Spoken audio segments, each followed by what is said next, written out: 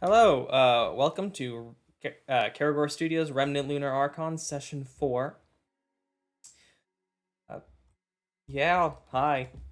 Say hello, everyone. Hello. Hey, good evening. I feel like I say it like that every time. That's okay. As long as y'all say something. It's weird when I finish the intro and then no one talks. But hi, audience. Yeah, not much to do in terms of introductions. Would someone like to give the recap, or shall I? Okay, I can do a recap there. Then I won't feel as bad that I don't have to control the character. Okay, go ahead and give the recap for last session. Because obviously, Thicket can't do it because Thicket wasn't there. So we came back to the village and kind of explained what happened and got the kobolds settled and showed them how awesome watermelon is. Unfortunately, Airsham fell in battle, and so we buried him. And the village was really grateful, so we got all outfitted and ready to roll onto Feldspar, our next town that we're headed for. Kind of had some downtime, which was nice. Read books, picked out a nice new donkey named Buria. And this morning we're gonna get up and head to Feldspar. Nice. And for anyone who hasn't had the opportunity to see it, I'm going to go ahead and share the new image for Doug.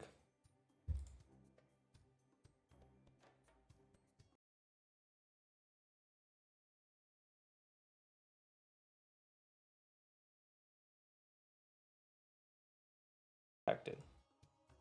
Go ahead and get y'all a good image of that for stream.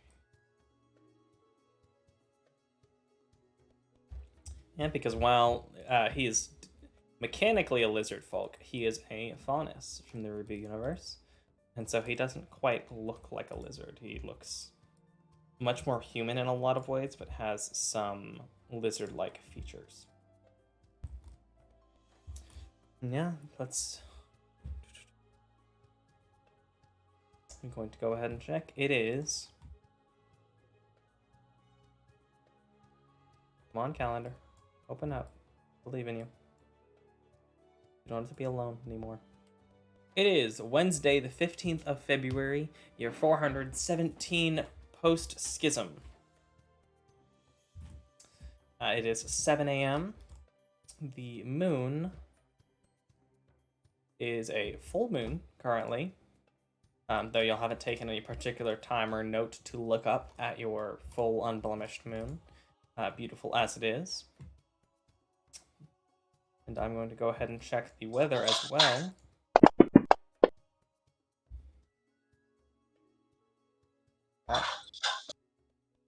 No more rain.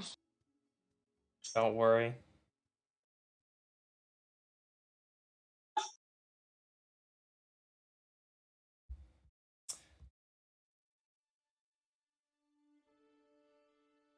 It appears that the weather has actually gotten a bit worse than the previous day.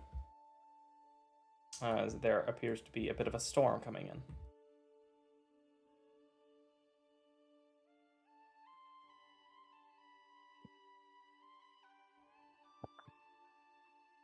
Okay. Well, we're missing our dear friend and guide. Unfortunate as that is. However, we must press on. You have a date to make, as it were, and the best we can do is try to press forward. I don't know. Do any of you think that we should wait with this storm? Does it I'd look rather like just the get storm is started and get it too over bad with. to travel, DM? It's storming. Whether or not it's too bad is up to you to decide. And is there anything you'd like to do before you leave town? I'm gonna get up nice and early and go try to catch the merchants heading back to Vale to carry a letter for me. Yeah, it's fairly easy, and with some coaxing, they'd be willing to take the letter to the person you name for them. I give them a gold piece. they appreciate it. And they promise to make sure it gets there, but they also mentioned they'll be staying in town another day as well due to the rain and thunderstorm.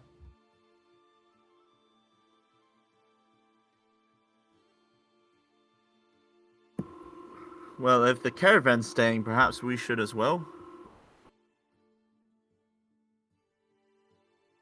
Was the caravan all headed to... Where are we headed? So part of the caravan actually left the Feldspar. day before over to Feldspar. You know, some of them were heading that direction, but they were only stopping in for the night and to restock, so they actually didn't stay while y'all were taking care of the kobolds. The other part of the caravan, roughly a third of the merchants, only stayed for a couple of days to make sure they got all of their stuff unloaded as they were actually delivering things to Miocene, and they are planning to head back into Vale.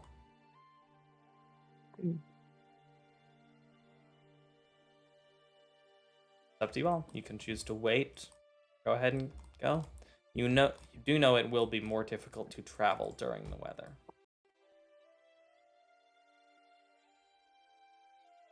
I wouldn't mind spending another day in the library. We could have a look around the town and see what kind of shops they have, if they have any. So you would probably know from the previous day, you didn't get to do much in it, but they do have a general store. Mm. And you all Maretta, can choose. If you don't want to do much, you can describe quickly of what you want to do over the day. We don't necessarily have to roleplay through all of it, or you can even just decide we wait till the next day and then find out what the weather is like then. Maretta, I found this scroll while we were in the cave with all the kobolds. If you would like to have it.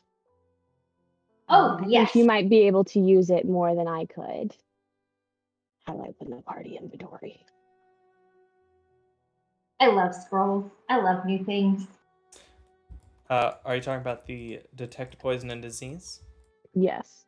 Yeah, then you should be able to open the Got it. party sheet on the top right and then drag it over. And then she can drag it to hers. We also, while you were away, did have you give her the fine scroll so she could identify it as a scroll of sleep. Cool. The other one you took. Well, it looks like I have something to study today. Potentially, if you can find, you could even find materials to try and move things into your own spellbook.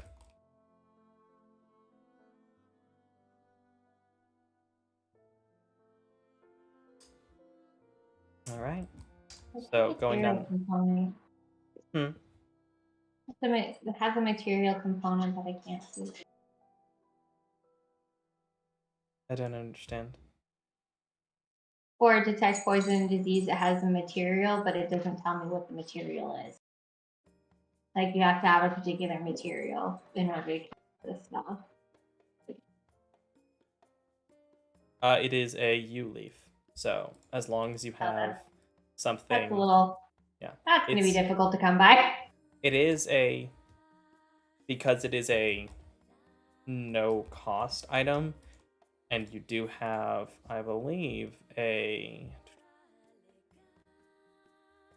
Did you take a component pouch? Or a pouch? no, you use your rings, right? Yeah, you use your rings as your casting. Oh yeah, casting. I use my rings for my stuff. Yes, and because it is a no cost item that is not expended, you can use your rings to cast it. Oh, okay. And you can drag the scroll from the party sheet over to your inventory. And by materials, I meant that one of the things wizards can do is you can expend materials, specifically fine inks and paper are required in order to transmit spells from scrolls or other spell books into your spell book so you can prepare them like normal, even if you don't learn them the normal way. It's a way to pick up spells outside of the normal leveling up. You gotta pay money to learn the spells. True. Spellcasting is an expensive business. Doug will be Doug, because Doug is not here to make Doug decisions. Actually, I was going to say, what if Doug and Garand sparred all day? Because Doug has all the combat training, and Garand's not particularly good at that. Sounds like something he'd be happy to do. I will watch and just cheer them on. Since I don't Easy need enough. to collect materials or anything, I don't think. If you have anything you want to try and buy, you can see if the general store has it, but if you don't, then c'est la vie. Well, Look at my spells. while Doug and I are sparring, I'll mention the Warfare Vacuo and, offhandedly mention some of the things that I learned from it. See if he maybe understands some of it, if he's read it, if he's heard it, that kind of thing, and maybe we'll bond over that. All right. I can't decide how much he bonds with you because that would be a question for Jack. But in terms of his knowledge, let's see. For general battle knowledge, he would have, I'm going to say, intelligence plus his proficiency.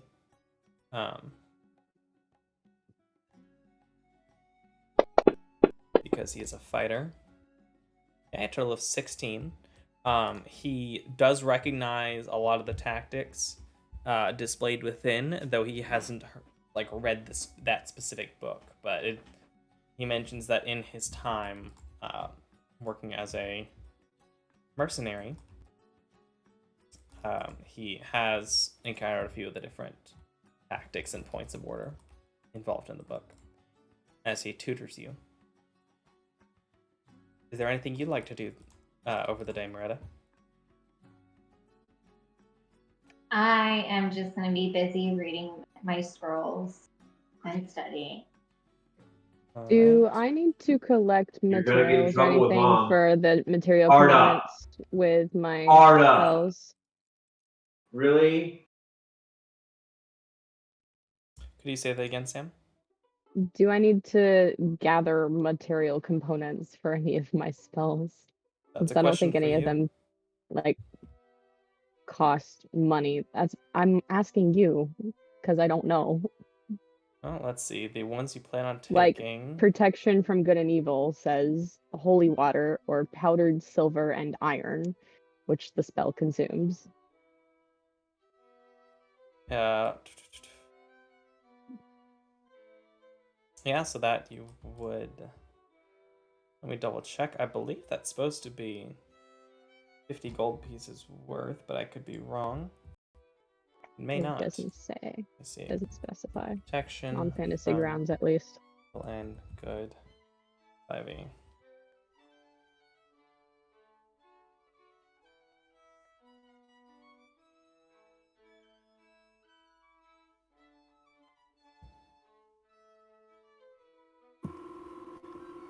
I have not done with the larger end, or I guess I would say this is more like the moderate end in a long time of the material components. That's interesting. It'll be fun to have to try to hunt all that stuff down.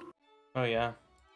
Okay, so it doesn't specify a cost, so you would have to find some kind of it, but it wouldn't necessarily have to be a lot. I'll say, because it says spell consumes and powdered silver or iron, I'd say a gold piece worth of one of those things. So like if you managed to purchase holy water, I believe it is 50 gold pieces per vial. That would basically serve 50 uses, or you could get like silver coins or iron ground up into powder for it.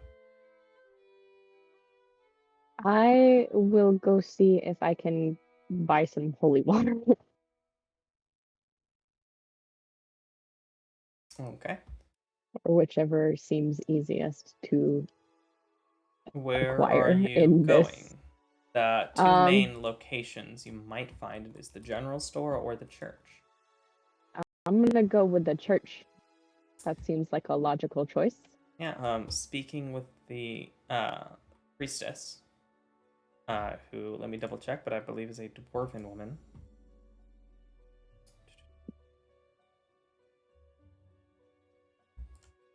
Yes, a dwarven woman named Layla. Speaking to her for a few minutes, she does tell you that she would be willing to make holy water. But she would need to. You basically would need to pay her 50 gold pieces for her to spend the time to do it, effectively, to cover the cost of actually making it. How much holy water is that? Let me check the items, but I believe it is a vial. It does require materials, which I believe is silver that is consumed to make holy water. And does require a spell slot from her. I don't have 50 gold pieces. Do you not? Well, I mean, I have. Where's my inventory? I have 26 gold pieces, 31 silver pieces, and 161 copper. You might be able to get some friends to help you. That is a little bit expensive. I'm gonna go see if the general store has something cheaper. I was wrong. It is 25 gold pieces. Okay. I just double checked. So all of my gold. Basically. It is 25 gold pieces and takes her an hour, 25 gold pieces worth of powder silver, and her to expend a spell slot in order to make it. But she can do it for you. Let me get back with you. I'm gonna go see if the general store is cheaper. Checking the general store, you would find that they do not have holy water. They would be willing I to meant, crush like- up silver or iron for you. Yeah. But they don't have holy water. But they could totally Do they? crush up silver or iron. Yeah. How much would that cost? Since we've specified it to be 1 gold piece per casting effectively, it's however many gold pieces you'd like to prepare. And then we'd mark that in your sheet. Let's go with 10. Okay. Are you getting, just out of for flavor, powdered silver or powdered iron? Iron is more plentiful than silver, but it's still going to cost the same because of the mechanics.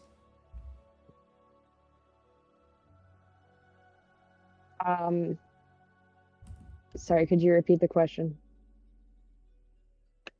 Because of the mechanics, it will effectively cost the same, but just out of curiosity, you're going to go with powdered silver or powdered iron? You said which one is more plentiful? Iron. Iron? That'd probably make more sense for iron to be what you get. Do iron. Okay, I've gone ahead and added an entry to your sheet that has 10 uses, effectively, of powdered iron for protection from evil and good. Sweet. All right. You've done that. I don't know of any other spells that you have prepared. I don't think any of your other prepared spells require expensive material components. There are not a lot of first level spells that require expensive material components. The primary ones being protection from evil and good and chromatic orb, which you cannot access chromatic orb because you're a druid. Mm-hmm. Lion's Maw does not require it. Yeah, none of the other ones that you have prepared are. Yeah, all the other stuff is like dirt or a leaf. Or plants blood. or stuff like that. A morsel of food, things like that. Which you can effectively count as via your catnip necklace, because it takes the place of material components for your spells. Nice. All right. You said there was nothing in particular you were going to do, Moretta?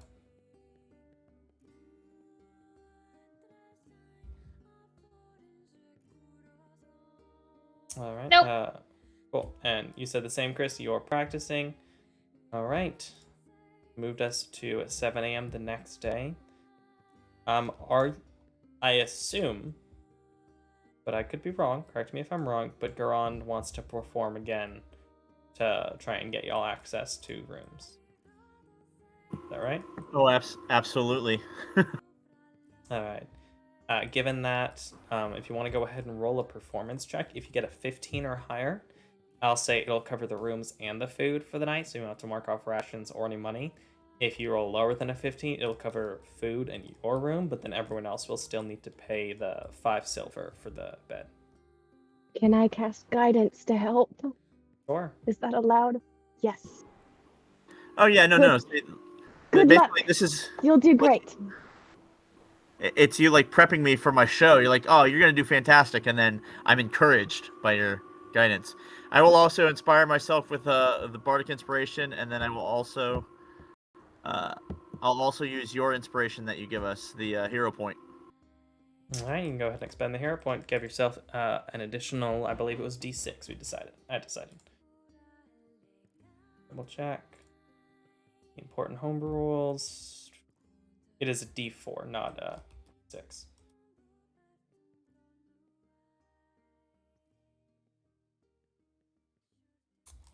Is that the bardic inspiration you just checked off? Are you trying to use your own bardic inspiration?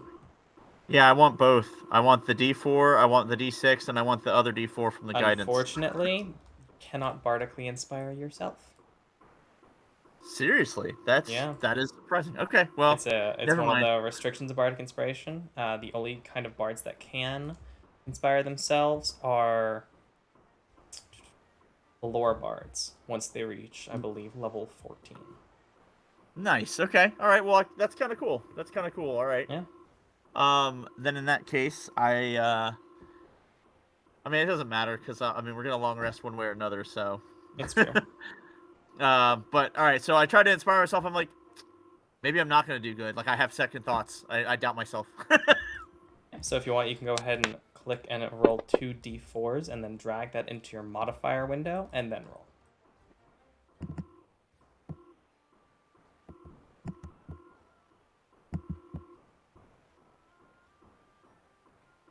Okay, so if you want, you can type in your modifier window 7 and then roll your performance with Garan.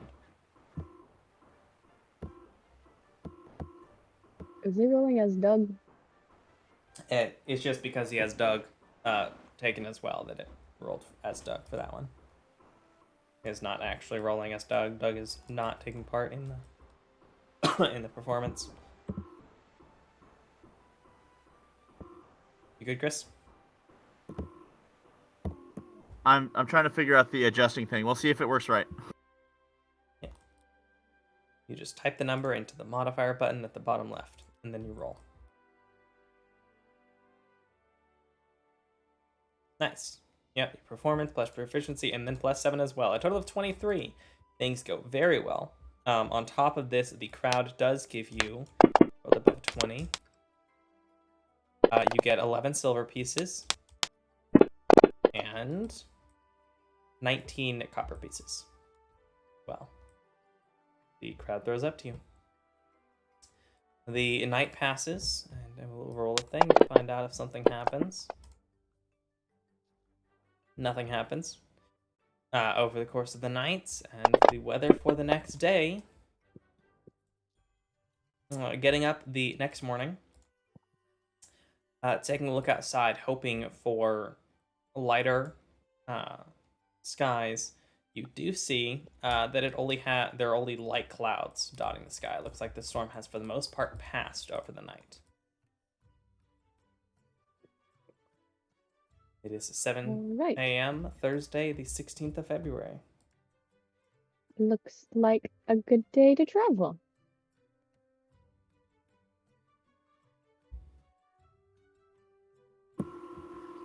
Well, I'm certainly ready.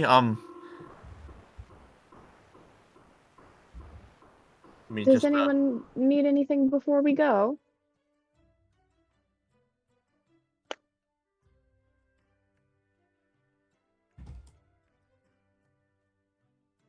And the next morning, as you go down, it does appear that someone has prepaid for 5 fairly fancy breakfasts for you all.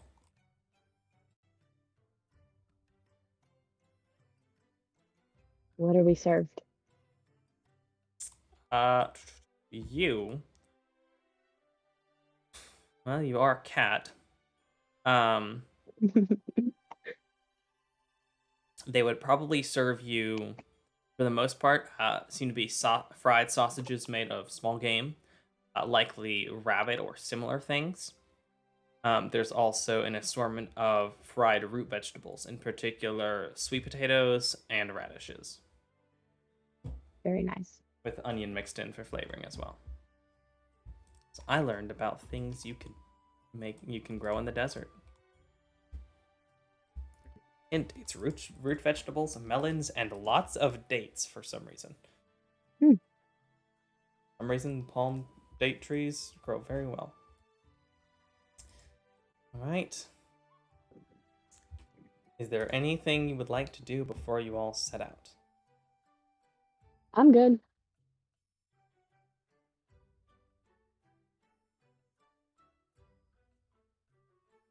All right. I'll go ahead and share the Vacuo map so we can all see well where you are. So you also did get a map of Vacuo as well. You are down in the right corner of Vacuo at the location Miocene.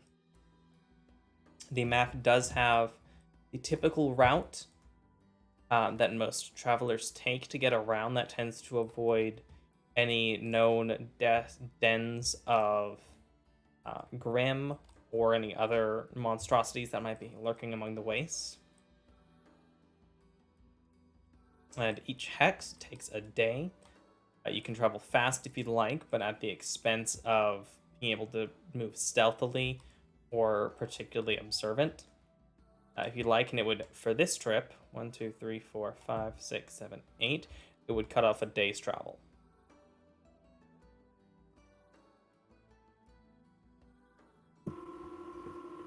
I mean, I'm tagging along, so your vote is my vote. Don't worry about me. I don't think we're in too much of a rush that we have to go super fast. We could just go at a regular pace. I'm fine to just chill. Take it easy, enjoy it. All right. A fairly important question. Who is navigating? Let me check my abilities and see if I could do a good job. I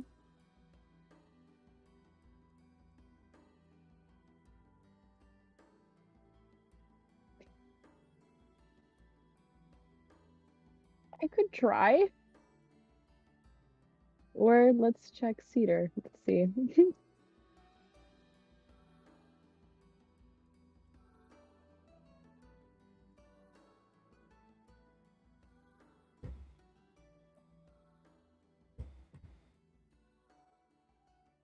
Could Cedar and I do it together?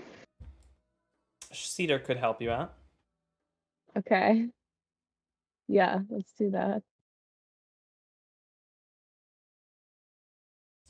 So effectively, one of you would be aiding the other to give them advantage.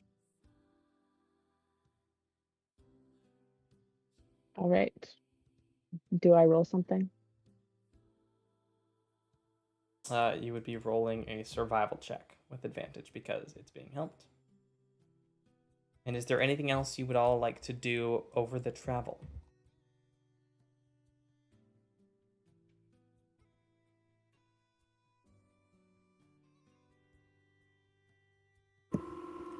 I think Garon's just going to be trying to write tales or songs or practicing maybe with Doug. Just Yeah, hanging out hopefully as not. you move across the wastes. Yeah, trying not to interrupt the people who are leading us hopefully to safety. All right.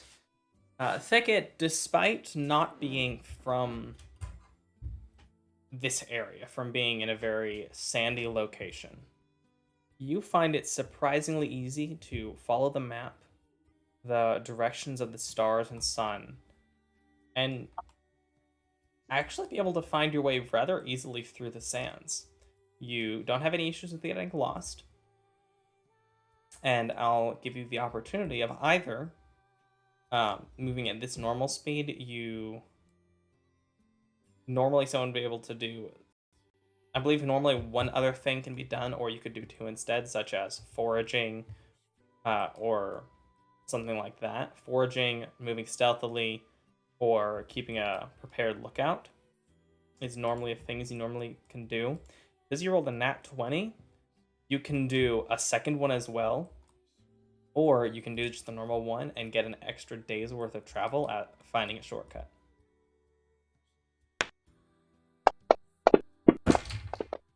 What would you prefer? I could find a shortcut or get an additional thing that you can do on the side while you travel. Typically, while traveling, you have someone navigating and then either moving stealthily or keeping a good lookout so that you would have potentially a higher perception than what your normal passive perception would be. Or things such as foraging or others, or whatever else you can think to do while you're traveling. I think let's do a lookout. All right. Who would you like to have take an active lookout? And then is there something else you'd like to do, or try and get an extra day's travel in? Let's just do the travel, I guess. All right. I'll move you ahead 2 spaces as you find a shortcut through part of the sands, where typically you wouldn't try to follow over because the sands tend to be rough and there tends to be a storm over there, as you can tell. You can actually see an opening and manage to cut out quite a bit of distance moving through the sand dunes in this way. Who is good at seeing things? Because I'm good at noticing things. It's probably going to be you or Cedar. Y'all are the 2 wisdom people in the group. Okay, well, I didn't know if it was investigation or perception. Because I'm very bad at investigation. It would be perception. Okay. Yeah, let's do that. Do I get advantage again with Cedar or no? I would say not for this, no. Okay, it's just me. So an argument could be made that because Cedar was helping you, she wouldn't be able to keep a good lookout, but this time I'll allow it. Oof. Not totally sure. But Cedar has a good passive perception. And as I have a good passive. Sure, but you also have an active perception that you were taking. But you and Cedar, with your passive perception, you hear it before you see it. You hear a rattling, almost like someone shaking a baby rattle off down one of the sand dunes. I hear something, guys.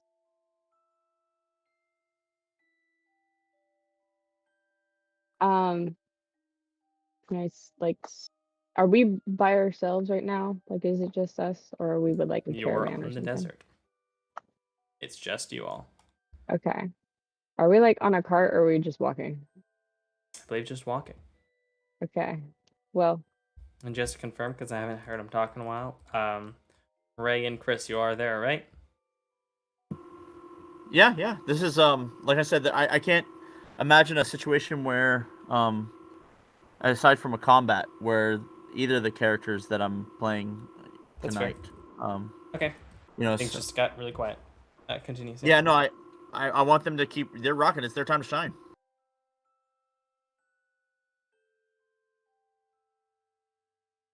I hear something, guys. I don't think that we should try and like fight it if we can. We should maybe try and avoid it. Maybe.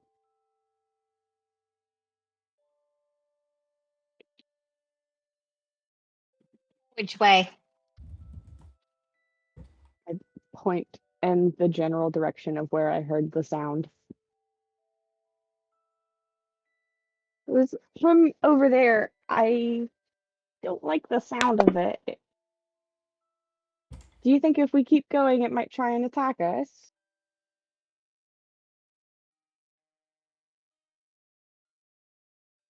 I have virtually no experience in dealing with even the sand.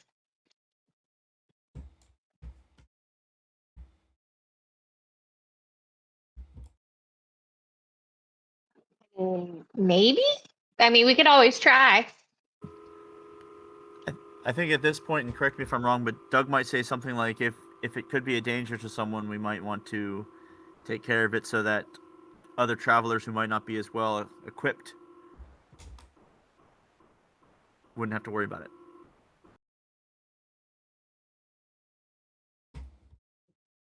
If you guys think you can handle it, I'm okay to help out.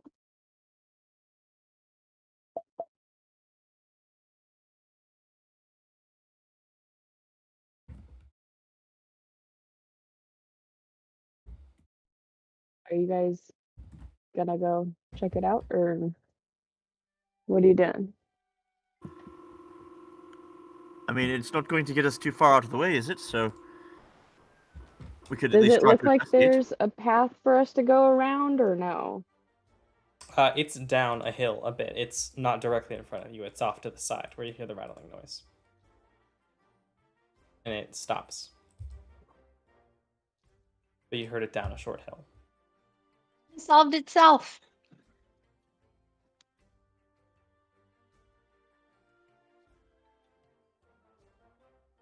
What would you like to do?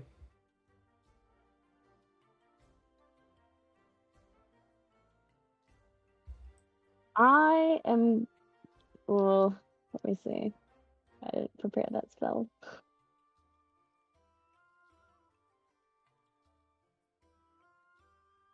Can I go, like, very carefully try and see what it is? Roll stealth.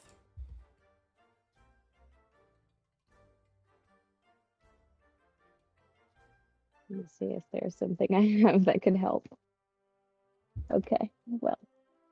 Am I I'll allowed to guidance myself? Okay. If she's going to go ahead and stealth, then I'll sing a little quick ditty about just a thief in the night type situation. Am I allowed to guidance myself Yes. with this? Okay. And he's also offering you a D6 Bardic Inspiration. You can choose to use it now or potentially save it for later. It's up to you. Granted, it only Okay. lasts 10 minutes, so if you're planning on leaving whatever this is, it may not be worth not Okay. using. We're gonna do Bardic Inspiration.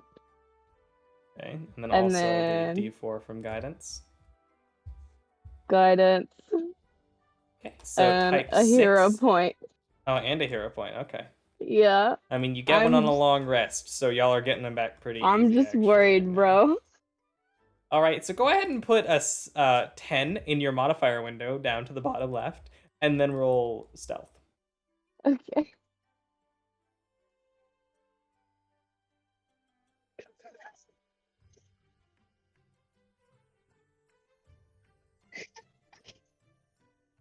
Wow. You It's rolled like a she nat knew. 1. You rolled a nat 1, but with your But it's a plus 15. 14 from all of that, the 15, you do stay quite stealthy. As you all see, Thicket trip and then catch themselves and carefully start to move down the hill. Moving down, you see a few bushes that are fairly light. They don't have a lot of green growing on them, but you can see underneath appears to be multiple rattlesnakes.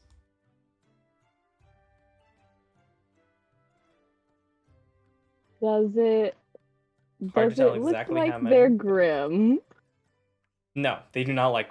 They look like regular rattlesnakes. Okay.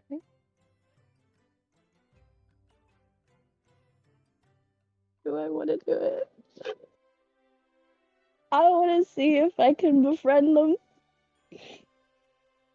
Okay.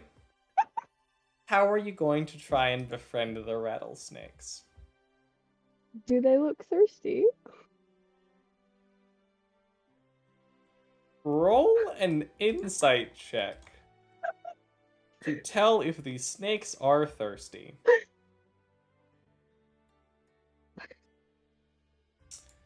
It's a desert.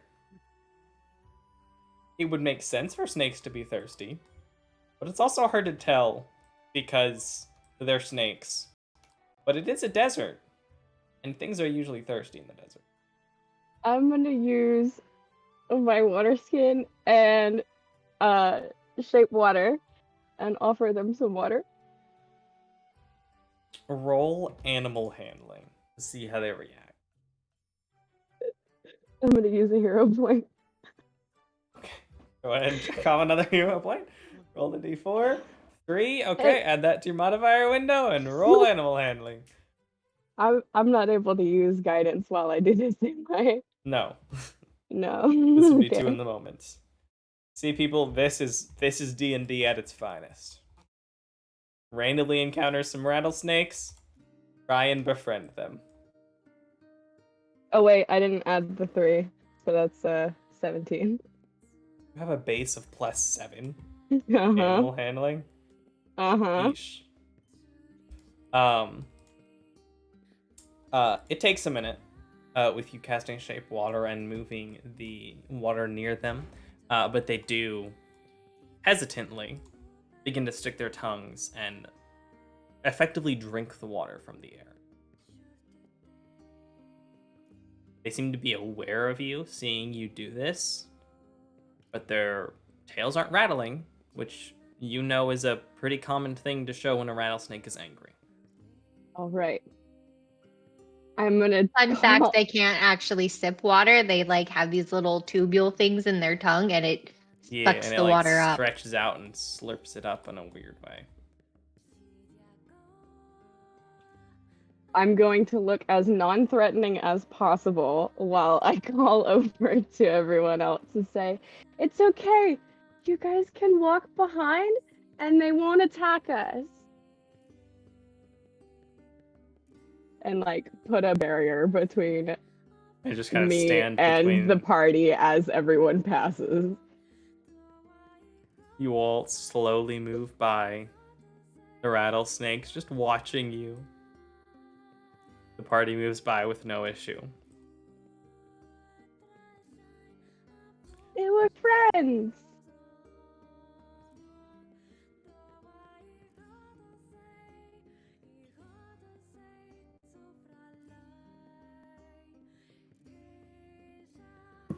Whenever we get past far enough that Thicket joins us again, Grand will definitely applaud her and nod with a smile. And Yeah. most impressive. Thank you. Thank you so much for that, because I'm not really interested in finding out what that venom might feel like. You've done it. You're welcome. You've successfully moved past the Rattlesnake Puzzle. Also known as just having rattlesnakes show up. All right. And They now were friends. they were friends.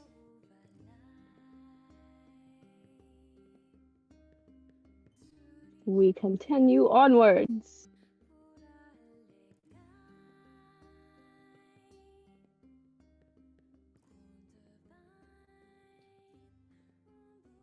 Okay, I'm gonna make a note real quick to write down.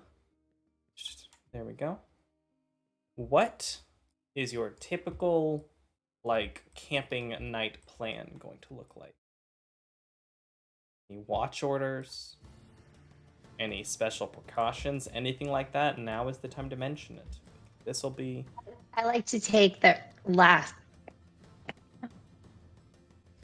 I didn't hear that. I believe she said Moretta would like to take the last watch. Or the fourth watch.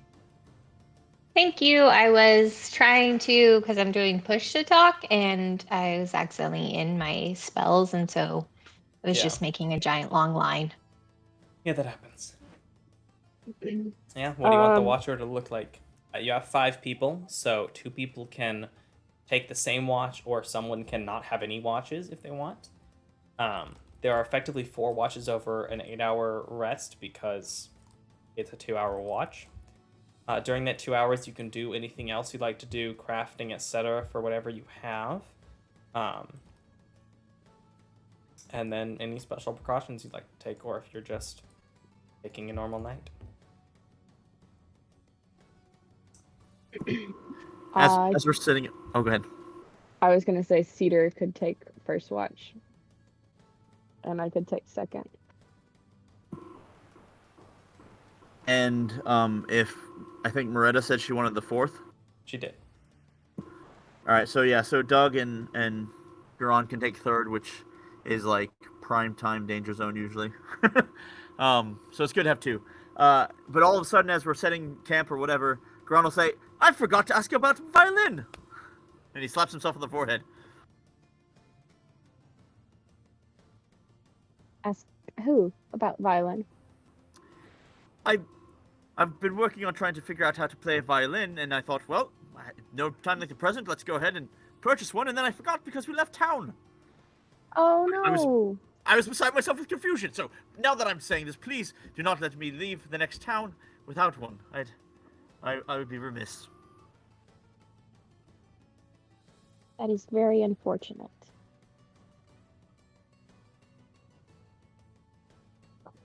Now I'm just sitting in the sand trying to think if I forgot anything. Before I go to bed, I would like to cast Goodberry. Casting Goodberry. Are you using this to feed everyone? I just want to have it in my Or you just want to have it? but Alright, yeah. Casting ahead of time? yeah. Alright, and I will need everyone to mark off 1 ration from the day.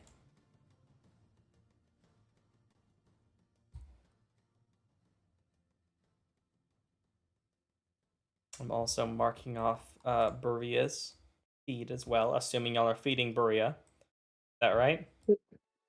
Who is that? That's the mule. Did not know we had a mule. You got a Can mule. Can we take five rations from the cart? You can. We can mark down the cart down to having 35, and that'll account for everyone's rations. Slightly reducing the current weight of the cart, though it is far from its limit.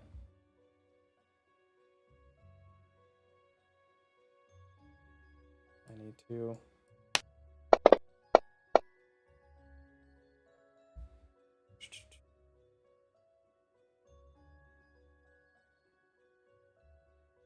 I need someone to roll me a d4.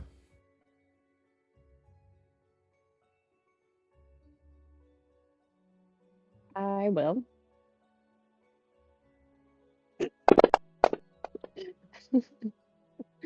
Okay.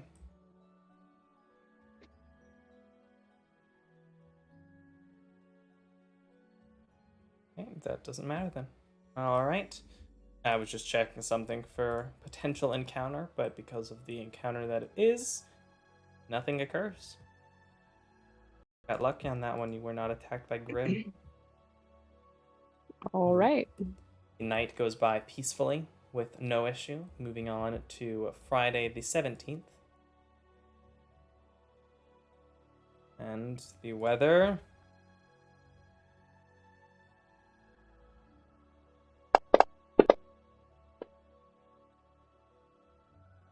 clear skies. And make another survival check. Are you having Cedar give you advantage? Yup. Alright, keeping in mind this will mean neither of you will be available to keep watch while you move. I'm gonna inspire again. Inspiration probably wouldn't work because it's meant to be navigation over the course of the day, so it's too long for Bardic Inspiration to properly affect anything. Gotcha. So who would you like to have? So is Cedar giving you advantage? Yeah, I thought I clicked it. You did. Wow, dropped to 3. And then Did I 2 not is... roll It did. It rolled another advantage. It did. You rolled a 7 and you dropped a 3. Got a total of 14. Which, thankfully, with the clear skies, that is enough, and you have no issue in terms of the path over the course of the day. And is anyone going to keep any particular watch? Being Doug, Garrod, and Moretta. Sticking with final watch. I like to get up really early and just kind of No, I puff on my mean- pipe. like I mean, over the course of the travel. keeping an eye out while we travel?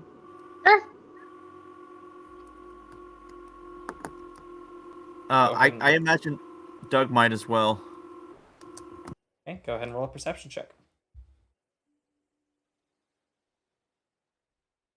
Good old Doug.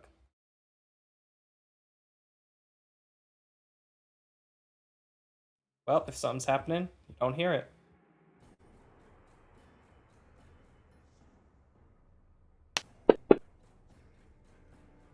Nothing occurs over the course of that day, and you continue on. Another day passes.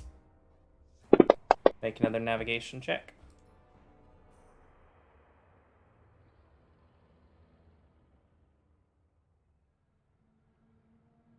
Is this perception or survival? Survival. I rolled perception last time, Yeah, but it's okay, fine because they're both +7. Yeah, you're gross. It's fine. You have a +5 wisdom. Are you saying then that we're on Friday the 18th, or? It is Saturday the 18th now.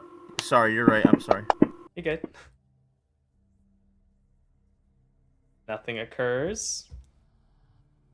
Another night. Nothing occurs. Y'all are rolling real well on these potential encounter rolls. Make another navigation check. Boom. All right. Well, you clearly have no issue. And I was worried after RSM died. I shouldn't have been. Clear skies again. We're fine when we're not in a cave. Yeah, when you're not in a cave, it's great. You're just chilling.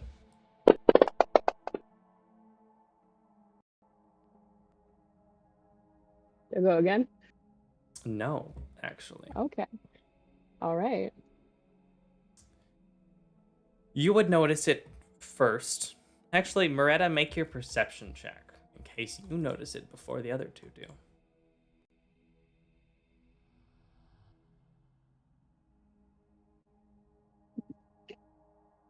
Oof. No. You don't, just to be clear. Neither of you do. But it doesn't take long for you to hear it because it's not particularly stealthy. As you're moving, you hear from not too far away.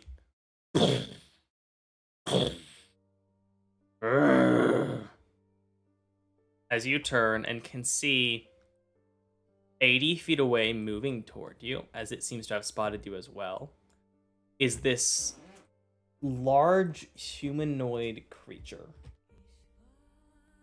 that let me make sure my description's correct. I apologize. Out of curiosity, is this Sunday the 19th or Monday the 20th? What a good question. I've been moving the time forward. It is Sunday the 19th.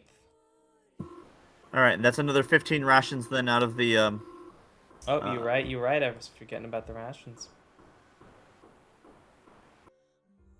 What to do?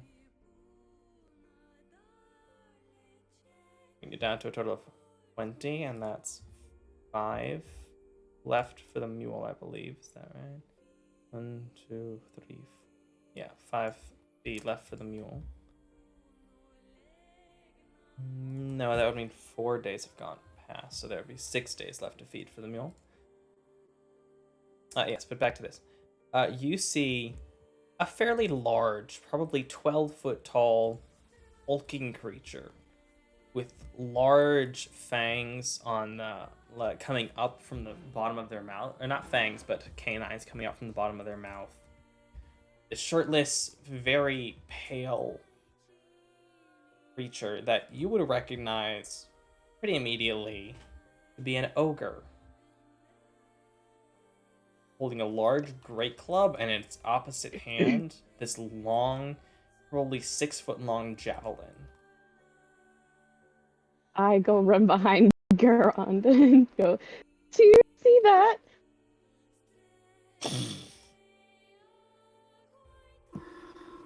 You would all be able to see it.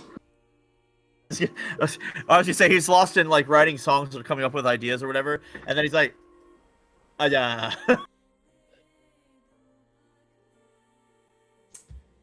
Is there anything you'd like to do before we roll initiative? Potentially trying to run away, or y'all gonna engage it? What would you like to do? Does it look angry at us It in looks particular, or just angry in general? It looks hungry. Okay. I could give it a good berry. I'm not gonna do that. Other players? I'm going to give Doug a bardic inspiration on his initiative. There would not be enough time to do that before roll initiative, but you could do it after a roll initiative. I was just seeing if there was anything in particular that you wanted to do. I'm just gonna make sure all my rings are on straight and correct. Let me see if Cedar has anything. So what real I'm quick. hearing is you're choosing to fight. Probably. Cool. That's what I was looking for. Whether or not you were going to try and have run any away. other ideas. Okay. Alright. I need everyone to go ahead and roll initiative. And I'm also going to find and throw on the map Maria.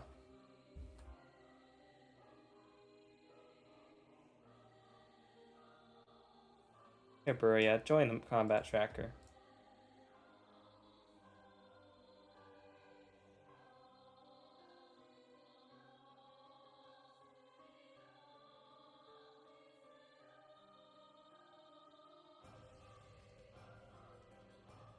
Did I roll with advantage? I did not mean to. You did. Go ahead and just roll it again. And make sure you roll for Cedar as well.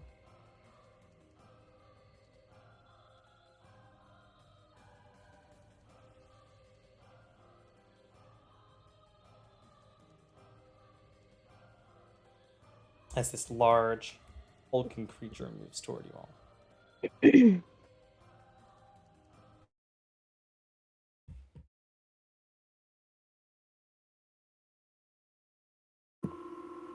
Music. Time for combat music.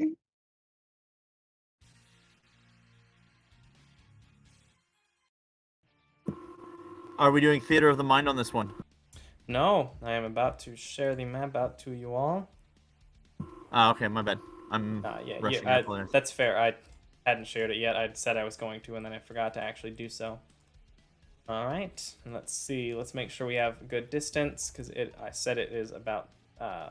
it moved forward, so it'd be about 60 feet away from you all, so it is back here. And first person's turn is Garand. I am behind Garon right now.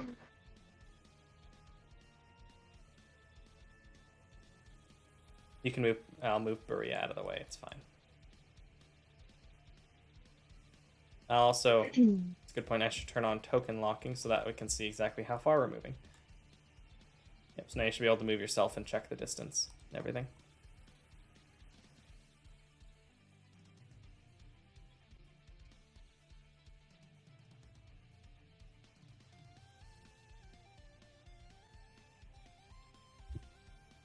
Quickly dash 30 feet away.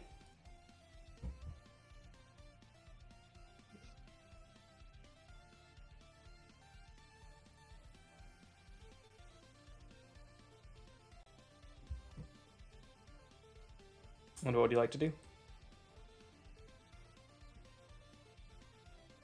All right, so Garon moves all head forward and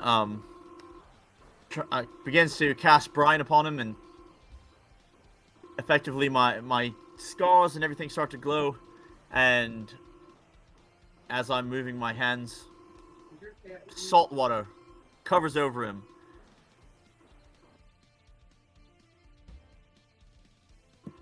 Mechanically, I forget what I need to do in the game to make it happen. Let me see. I think I added a thing. Okay, I wanted to add something that would make it where it would only affect someone that you actually had brine on, but given it's just one enemy for now, you'll just go where brine is and then hit the effect, and then mark off the spell slot for it.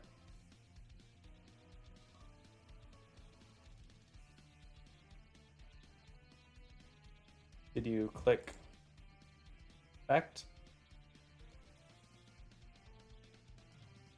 You're clicking the star. Click on the magnifying glass off to the side, and then there we go. Effect. Oop. Mark out the spell slot, and then go ahead.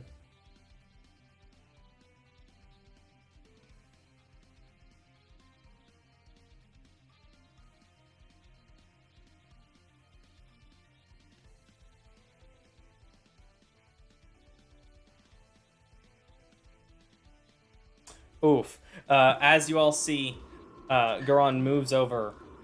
The tattoos on the back of his neck, that it appears to move back down into his shirt glow. And you see a shift of mist in the air as this bolt of misty seawater energy, this foam, travels over and surrounds the ogre and begins to float across it.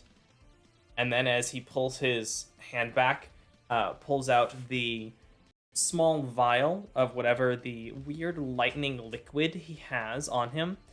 He holds it forward, and a bolt of seawater flies out toward the creature. But as he does this, Garon slips on the sand and stumbles back a moment, and the bolt flies into the air, harmless. Oh, not used to standing on this. Apologies. Please don't leave me alone to die. I should be able to. Let me make sure I know how. I know there's a way. There we go. You are 10 feet up, I'll say, moving up onto the dune where you are. And then thicket. What would you like to do?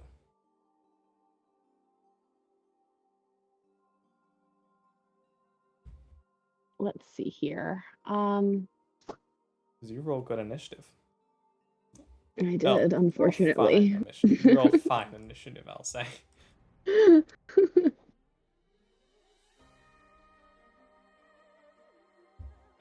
Let's see, how far away am I from him? I am gonna move up about. You're about 65 feet away. There's too many tabs open on my screen. Welcome to my life. Okay, we're gonna move here. How do I move? There we go. And I'm going to cast Entangle.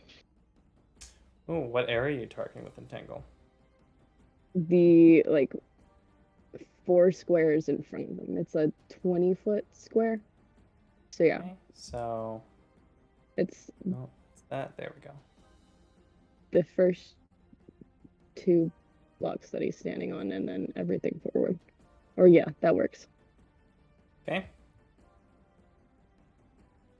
All right. Yeah. All right. Go ahead and you should be able to target him, or just drag the save onto him since it's just one person. But you should be able to target him and then force him to roll the strength save. How do I target him? Let me check. I believe you can control-click on him. Control and then click, or you can drag the targeting option on the. Yep, it's just one click. And then on your sheet, you can roll a save. Control click is not working. It's targeting him. You just have to go onto your. Oh, you clicked. Okay. Click him one more time. You untargeted him. Okay. Now you're targeting him. And I roll the save. And then you roll the save. Click on the save button. Oh, wow. Despite its strength, you can go ahead and you should be able to apply restraint. I believe that's also under the entangle effect. You should be able to apply restraint to him. As you all see, they get steps forward, and you see the bit of catnip on their necklace glow as they reach their claws forward, and a surprising burst of weeds and vines reach out from the sand, clawing against the rubble, and actually wrap around the feet of this ogre. It makes a noise of confusion as it is wrapped in vines and held in place. All right. That is all. It can use its action to try and break free if it would like. Right, and that's your turn. It is Buria's turn. Buria is going to look over and do nothing because Buria doesn't understand the situation. Doug, I don't know why it swapped down to Cedar. It's Doug's turn. What is Doug doing? Hi, I'm Doug. Hi, I'm Doug. He's probably gonna maybe run up a little bit and shoot. That seems like something he might do.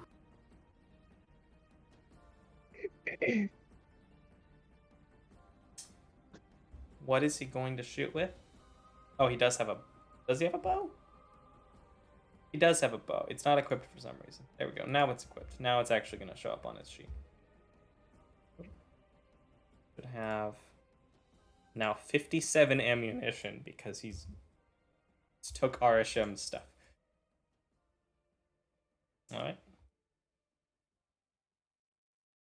That hits, and then go ahead and drag the damage onto him.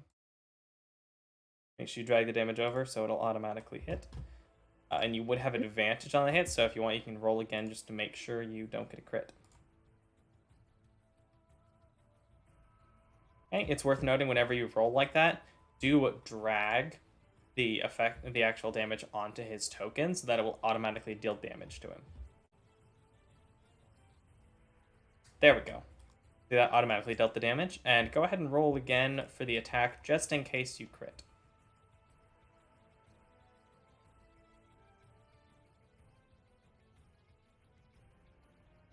Okay, so it didn't crit even though you accidentally rolled with basically super advantage.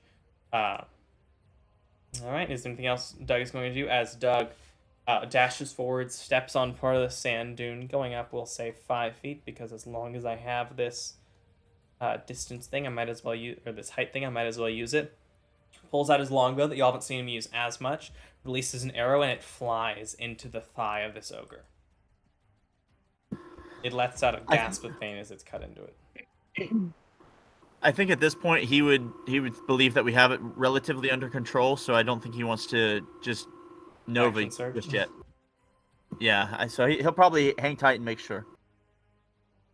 All right, the ogre going to make an intelligence check to see whether or not it wants to try and break out first, or just try and make attacks with disadvantage. Keep in mind, I said this ogre will make an intelligence check. Cool. It's going to try and make an attack as it is going to turn and try and throw the javelin at Doug, the person who heard it.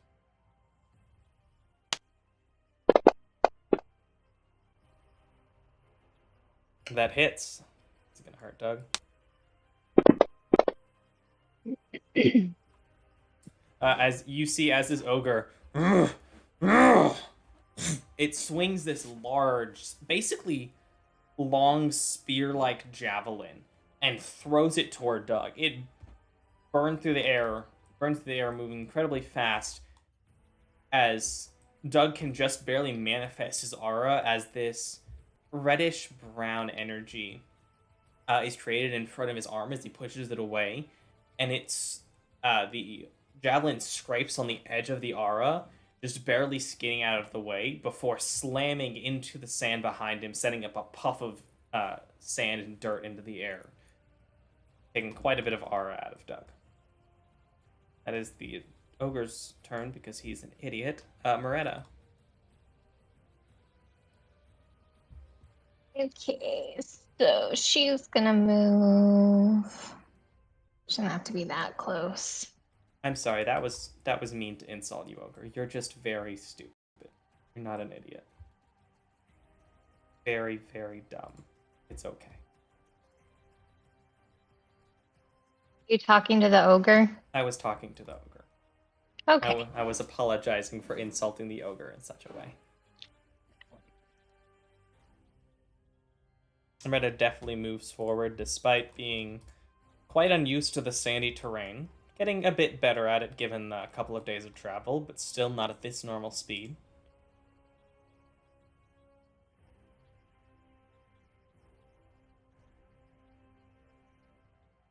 And what would you like to do? Sorry, I forgot to push to talk, so, I was narrating everything. I don't know why your HP went back down to 5. I don't either. I saw that. Fix it. I'm just gonna fix it. Your HP confuses and frightens me, sir. This doesn't frighten me. I never know what's gonna happen to it. I just kind of show up. Yeah.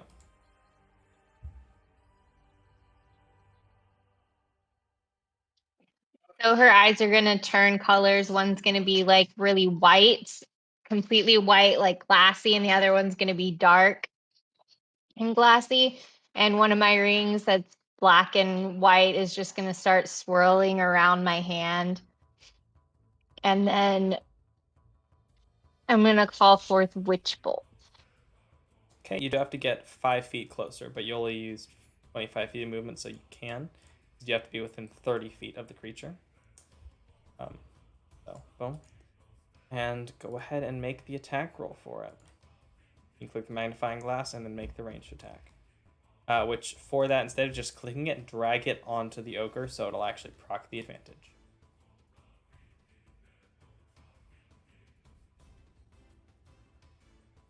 And what color did you say your eyes were shifting?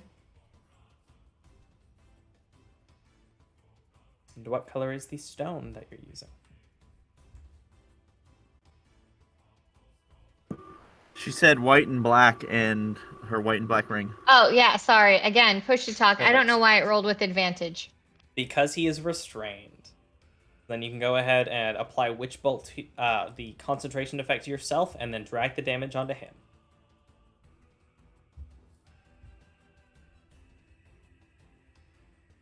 How do I do that? So, on the sheet where Witch Bolt is, the thing that says effect, Witch Bolt, parentheses, C, self, click that, and it'll apply the concentration effect.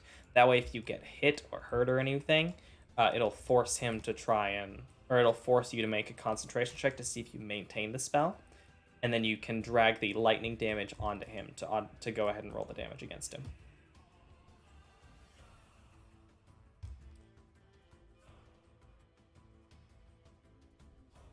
It's not going great, but it's my concentration spell. That's why I wanted to use it. Yeah, and now you can, because of the way Witch Bolt works, every turn you can just use an action to hit it again without having to make an attack roll. Attack roll's done. It's good, even if he moves or anything, as long as you can keep him within 30 feet of you effectively. Though I've debated extending that range to 90 feet personally, or something like 60 feet to maybe balance it out. You can just use your action to make it damage it again. No roll required. As you all see Moretta move forward, the black and white opal on her ring glows as her eyes shift, and this arc of electrical energy shoots out from her ring and tags onto the arm, shifting into the shoulder of this creature as you see the lightning pulse into it, and the arc stays, and almost like forced lightning is shifting from her hand into this creature. Now on subsequent turns, you can basically hit it again. All right. What would you like Cedar to do? Okay. Cedar likes I've to hit never things. played a cleric before, but also I know, is the area around the ogre still difficult terrain and all that stuff? The area around the ogre still does have the effect. Yes. Right here is the area. Okay.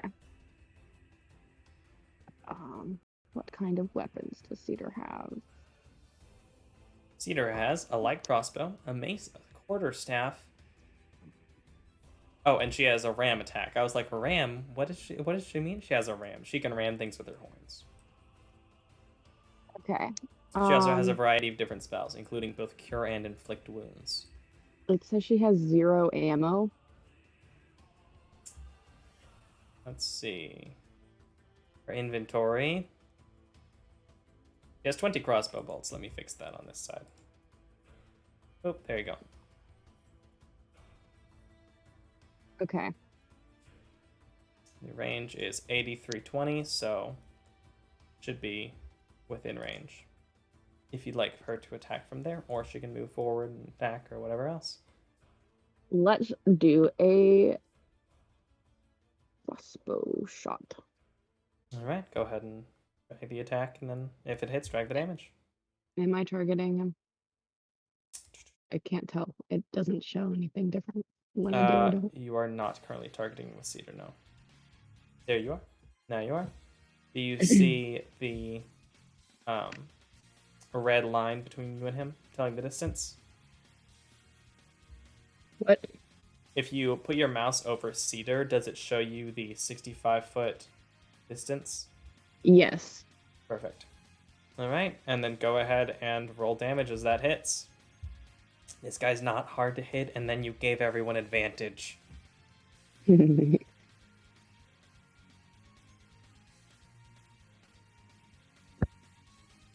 All right, it takes another 5 damage as it doesn't even particularly really react as this crossbow bolt digs into its leg as it's now trying to pull at the grass and vines beneath it. All right, Garand.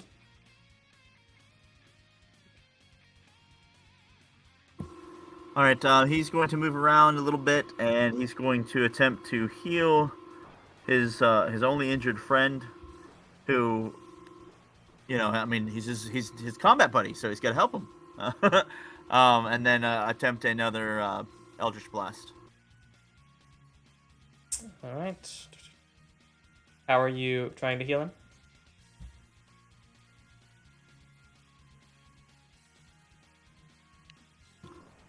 Going to use Healing Word, Bard spell from one of my spell slots. It's a bonus action, and then because I'm casting a cantrip. 60 foot. Nice. And then your action is a cantrip to continue. All right. You can go ahead and roll the healing onto Doug. As you reach out with this magic to help bolster his aura and repair what was lost, you play a few small notes on your... What is it you have? A viol or lute? Lute, and I'm wanting to get a violin. The sounds of the lute, your words, the tattoos in the back of your neck glow lightly, and the strings on the lute themselves also glow, as you see a thin stream of energy cast out from your lute and move into Doug, and you see his aura seem to repair itself and glow stronger around him. And you can go ahead and make your attack as well.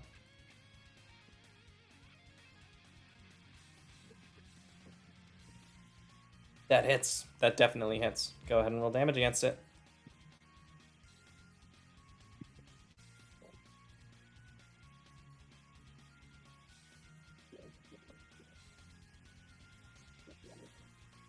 Why?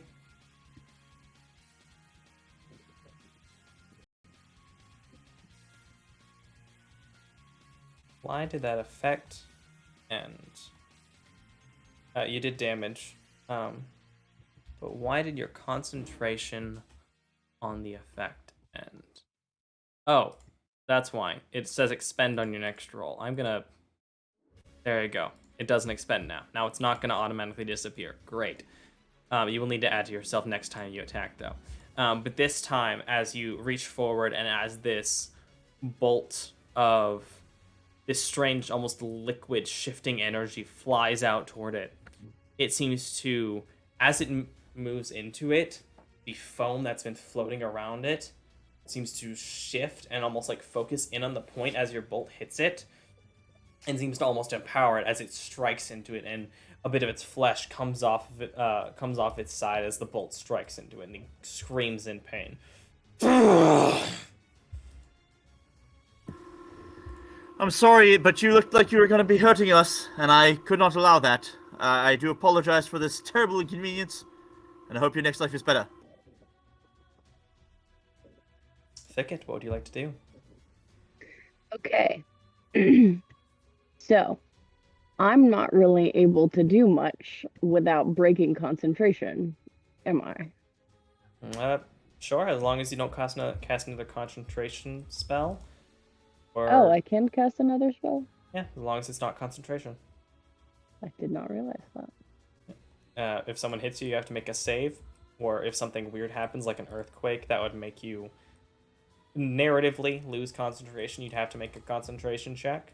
Then yeah, you keep concentration up until either you cast another concentration spell where it automatically fails, or until you fail a concentration check that happens whenever you take damage. All right. Yep. Concentration spells are great. Capital G.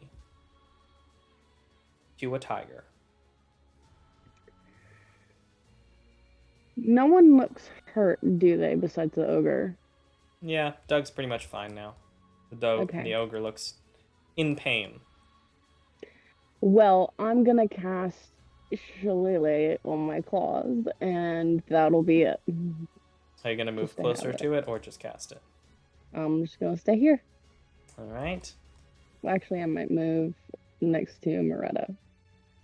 You scrape your claws against each other, seeming to almost sharpen them as a very light greenish hue seems to be added to whatever light reflects off of your claws as you empower them. RWBY is going to chill. Doug.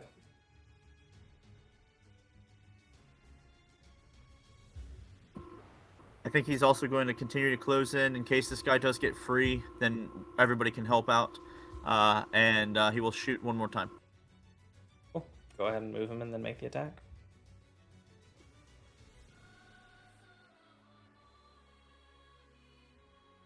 As he bounds over the sand and then slides down the other side of the dune, turning to the side, and make the attack. Make the attack with the bow. He pulls the longbow to its full length and quite easily hits this creature.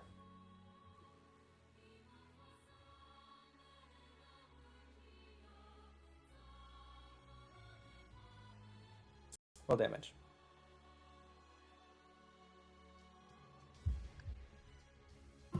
A circle menu keeps popping up, and I'm having a hard time grabbing that damage to roll over. Are you right-clicking? Or are you left-clicking? It's just a mouse pad. I'm not even using like an actual mouse. So. That's probably But why. It was probably thinking you were left-clicking. Yeah. The arrow strikes into it, piercing through the edge of its back as it gasps in pain and seems to almost shift down to one knee. And then it is going to make an... Let's see, is it a strength check? Thicket to get out of your entangle? A creature restrained by the plants can use its action to make a strength check against your spell save. Alright, it's going to make a strength check. With disadvantage, yeah. Does it have disadvantage for being restrained? From Brine, because that was the thing I chose. Oh Did no, I you chose do- dexterity. I'm wrong. Yeah, I chose I dexterity. thought you did dexterity. Dang it. You're right, I'm wrong. Dang it. Unfortunate. As you see it bend down, it grabs the vines and rips them off as they scatter around it. As it tears the vines from its legs, it picks its great club up and begins to move toward Thicket and Moretta as its lightning encompasses it. It is still difficult terrain. It is difficult terrain, isn't it? So then he was here. Let's see. Oh, so then it would be 5, 10, 15, 20. to get through it. And then moving out, 5, 10, 15. Okay, so he would have enough movement because he has pretty solid movement to get all the way up to you. That's his turn, though, because he cannot also attack. But he is now bearing over Moretta and Thicket.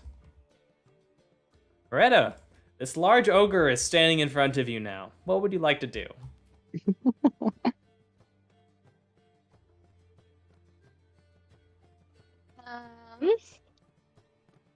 Oh my gosh. Okay.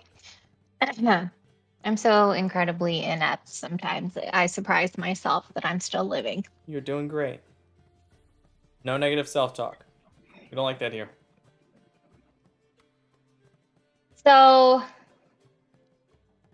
do I have to break concentration to cast Burning Hands? It's not a concentration spell.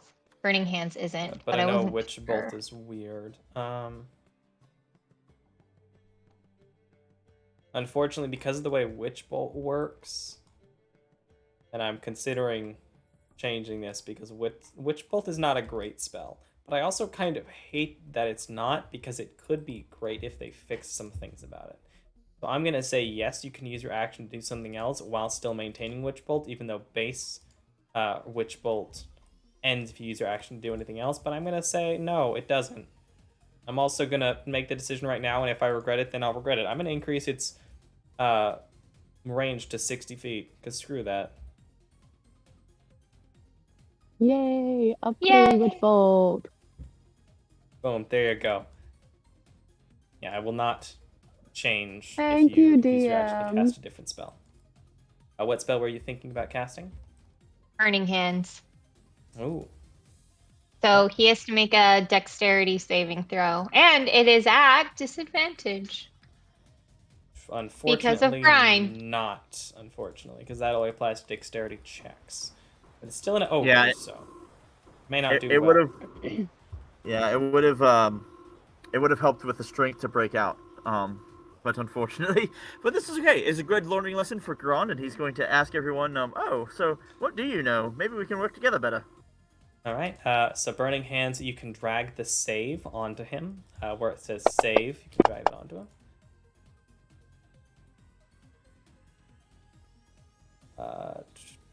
He is still considered restrained because I forgot to take the effect off of him. See, it dropped to 20. Which went first?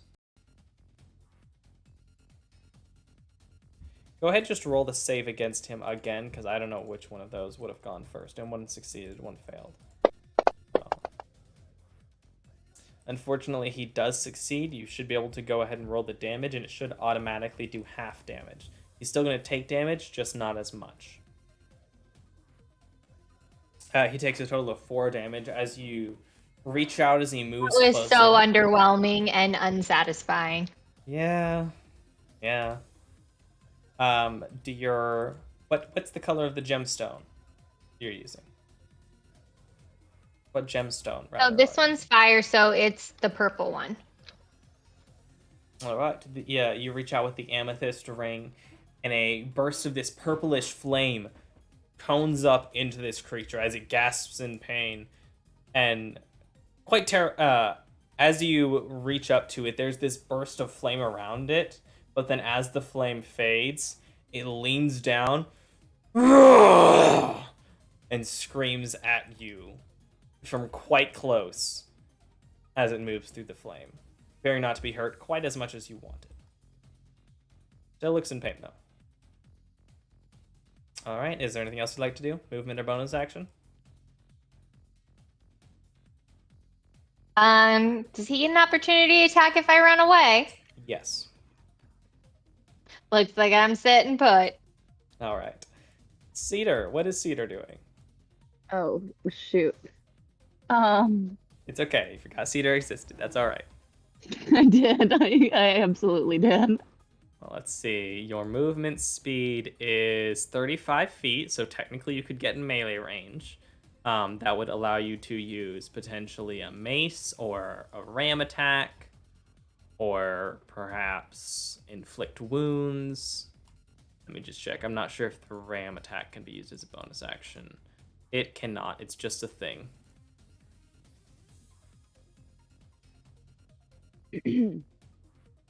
Okay. So, effectively, you can either move up to it and attack with one of her melee things, or you can attack with the crossbow from farther away.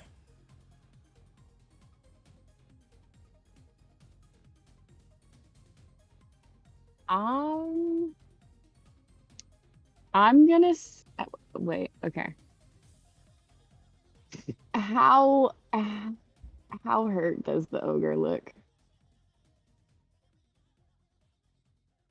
Does it look almost dead? It does look in pain. It looks. Okay. I mean, you can make a medicine or insight check if you'd like to try and tell specifically, but it does look quite hurt.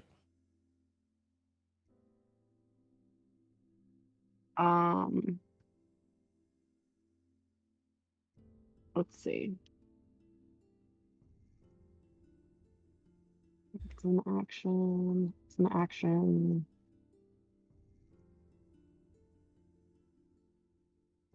Okay, screw it. I'm gonna say Cedar runs up and casts Inflict Wounds. All right, go ahead and make the attack with Inflict Wounds. This nasty, nasty spell. Arguably one of the strongest damaging first level spells. Available only to clerics. So I do save. Nope, Inflict Wounds No, is an attack. Melee Okay, plus attack. 5. Oof. Unfortunately, as Cedar runs up, as you see this dark green necrotic energy build up in her hand, as she swings toward it, the ogre actually, in the first time since it's properly been able to respond, turns and actually pushes away her arm with his hand, and the energy bursts harmlessly into the air off to the side. Oof. And then it's not Bob's turn. Bob doesn't ever get a turn. You're on. This ogre's bearing down on your friends. Indeed, he's going to actually run up behind and make 2 swipes with the dagger using the offhand bonus action attack, and possibly dealing Hex twice, Brian twice. We'll see. Alright, go ahead and move up and make the attack. Oop. And remember, for the secondary attack, let me double check, but you will need to click the hand on it until it has an O for offhand, and that'll make it proc correctly. That'll be for the offhand. So for the first attack, that hits. Go ahead and roll damage.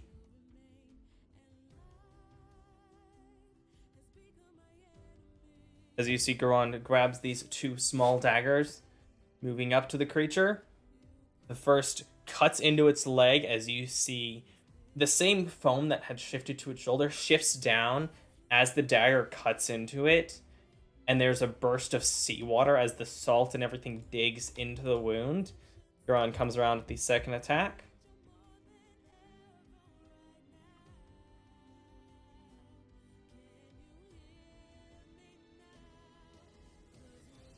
Why do you have advantage, by the way? Flank, should I not have that? No. I apologize. Let me. No, you're good. I don't My know fault. I don't know if we ever clarified that, but I don't normally do advantage for flanking. So go ahead and I just roll it apologize. again. No, you're good. You're good. All right, You didn't know. Look, I can roll both of them again if you like. The first one already happened. It's fine. Besides, both ones that you rolled would have hit. Unfortunately, the second one, as you swing it around, the ogre actually turns and shifts his leg back as you move past him. Thicket, what would you like to do? This very, very large creature, because you're, about 2.5 feet tall, I think you decided. This thing's easily over 5 times your height. Okay. Let's see.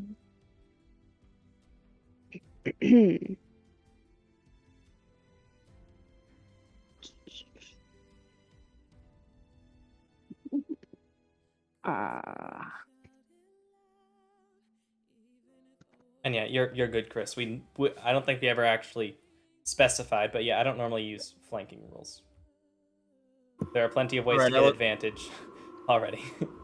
Sure. I will try to. You're good. I'll If try you to don't remember remember, that, that's just- fine. It's a game. okay, so me and my 2-foot tall self. Yep. I'm gonna crack my knuckles and go for the knees. Go for the knees. I have Go for its Shillelagh cankles. on. I was gonna say, like, that's still aiming up for her. I think that's. It is definitely aiming up. I'm gonna use a hero point because why not? Go for it. Roll the extra d4 Okay. and then add it to the How modifier do- box. You'll do have those. There we go. Okay, and 2. There. You're about to see this +9 to hit. Yeah, that hits. And go ahead and roll damage.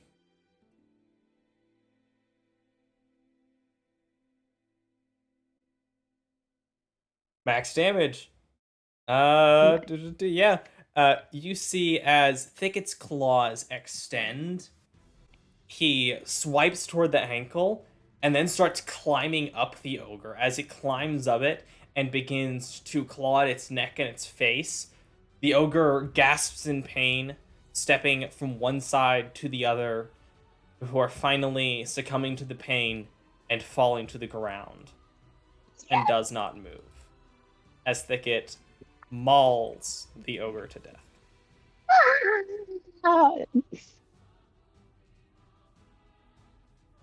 Take a moment to Just breathe. swinging left and right.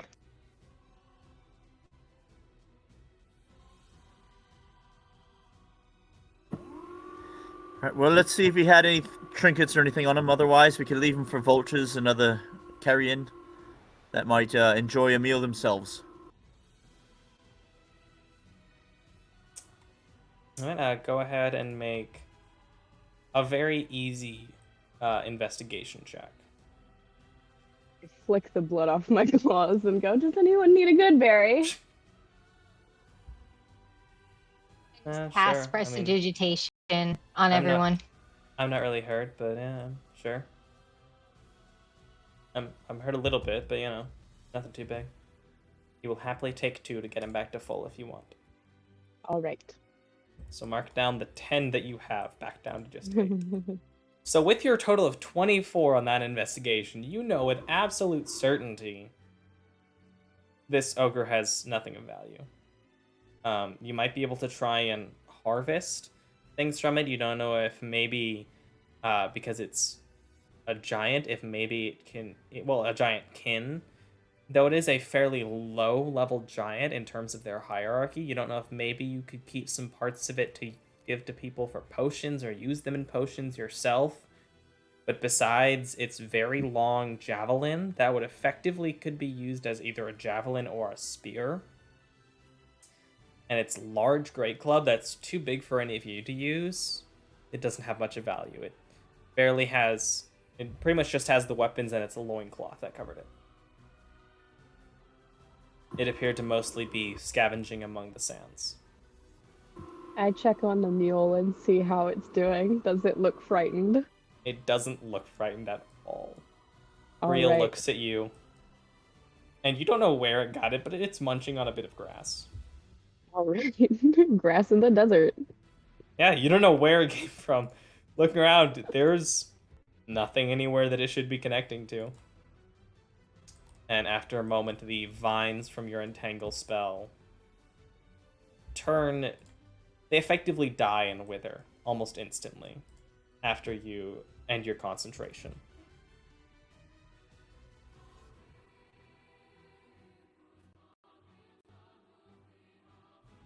Well, that was exciting. handful of sand and put it in my pouch.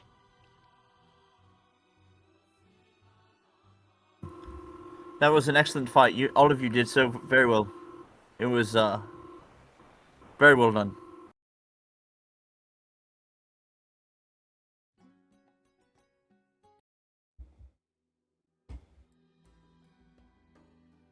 I guess we just keep going onwards.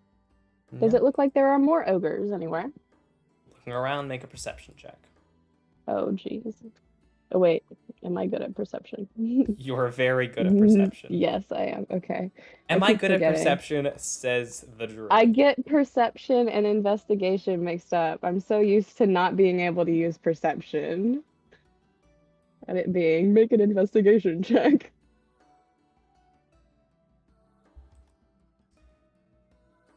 Yes, you over the next few minutes, you look around and you do not see any other ogres. If it lived with a tribe or anything, it appears to have gone hundreds, if not thousands of feet away from them. Well, it looks like that was the only one around, so it seems like the coast should be clear.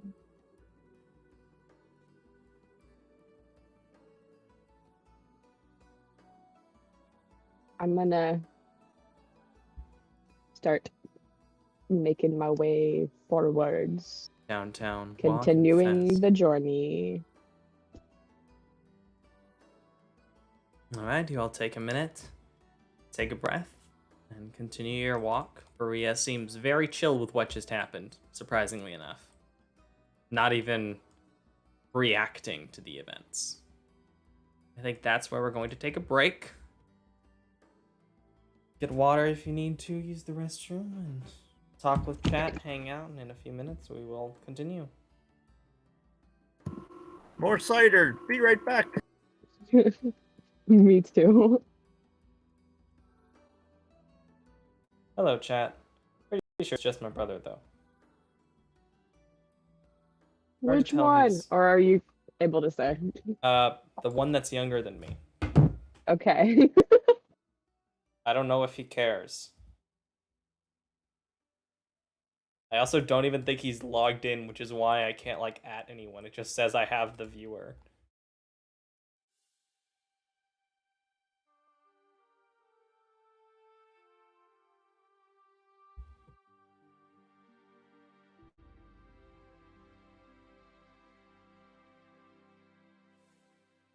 Good job absolutely swapping.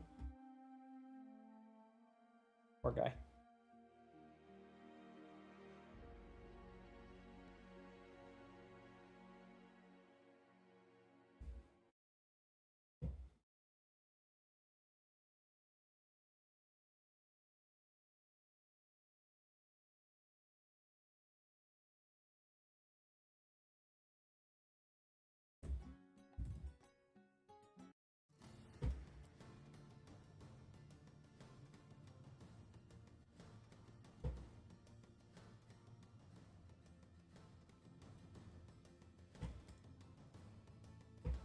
Hello, chat. How you doing? Looking pretty? Got some new hairdo? Looks nice, looks nice. You're doing great. We appreciate you here. Fish?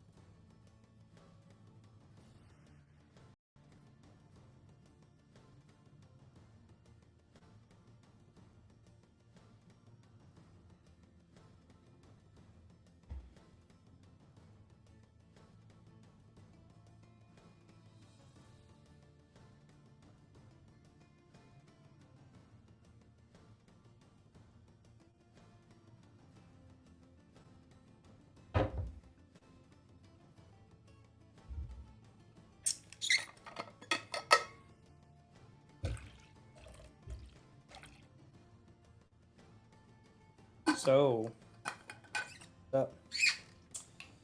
I feel like I should talk to chat. Returned. Oh, hello. Have returned.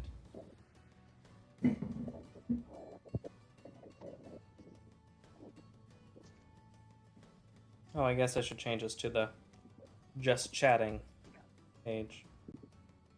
Or I guess be right back. I don't know. Yeah, we're on break. Starting back soon. It's fine.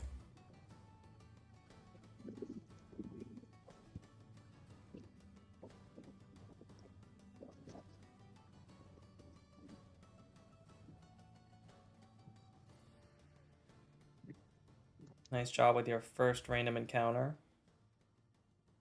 I killed an ogre. You did. You mauled an ogre to death. That was... Yeah. Oof. And you made I friends would- with poisonous snakes. Before I even made the attack, I was like, what if this kills it? That would be so epic. It was pretty great. I wasn't expecting it to, but then you rolled max damage, and it was like, well, here we go.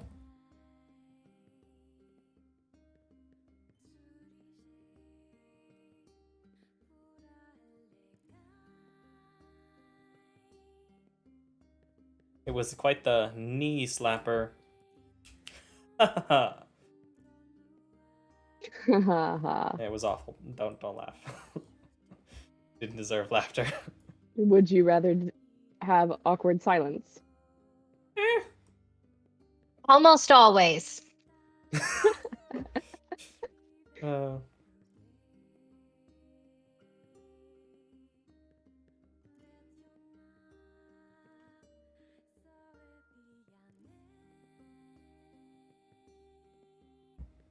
Nice job. Y'all did great. Yeah, so a lot of people actually really dislike Witch Bolt because base-wise, it's not great. It's got a very short range of 30 feet. It's concentration. You have to actually hit before you deal any damage, and if you miss it, it just does nothing. And then it's got a pretty basic 1d12 damage at first level. It scales not great, but it scales okay when you use higher level spell slots. But for just 1d12 lightning, it's not amazing. But the main thing that harms it is that you also have to maintain concentration. If the target ever leaves the range or has total cover from you, the spell just ends. And that the base version, you have to use your action every turn to keep dealing damage, or it's just going to fail. It's kind of awful.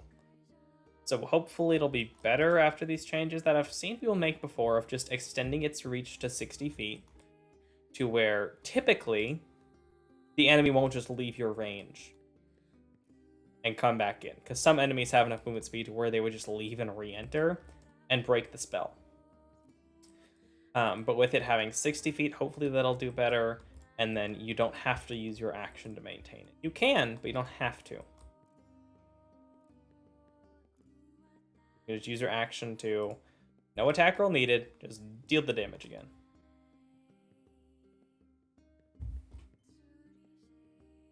I'm curious to see how this works out.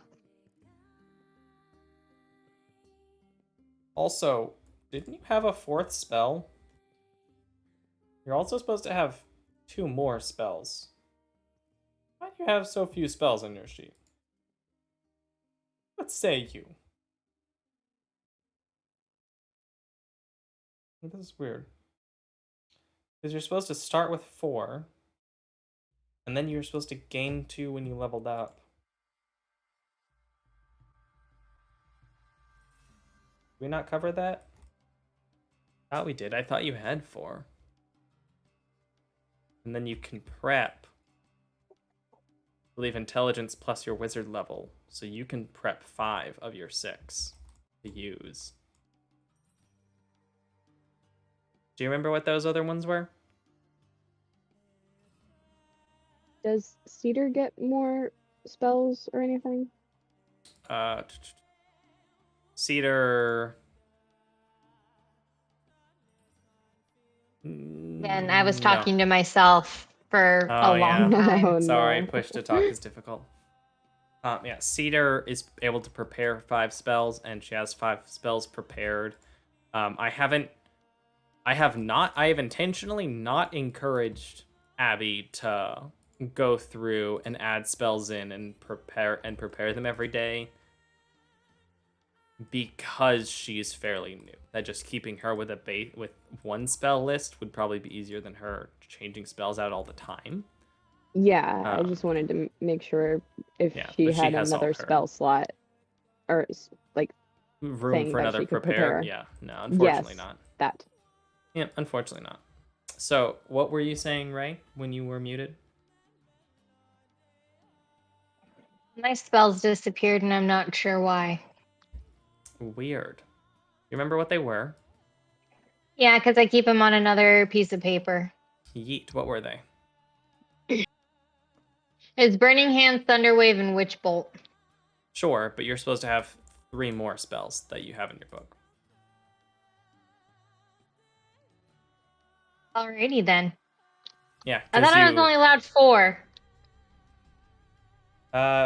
No, you start when you start as a wizard, you have 4 spells in your book, and then at basically every level after that, you get to add 2 more spells to your book. You can still only prepare your normal intelligence plus your modifier, but for you that's 5. You also have an abnormally large amount of spell slots. Let me fix that. So you have the actual amount you're supposed to have for this level. Thank you. I was trying to figure out why I had 2nd level.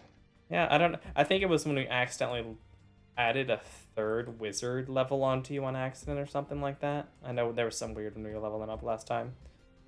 Yeah, but you have 3 more spells you can have in your book, and at your current level and intelligence, you can prep 5 of them, so basically there's only 1 spell that you don't have prepped.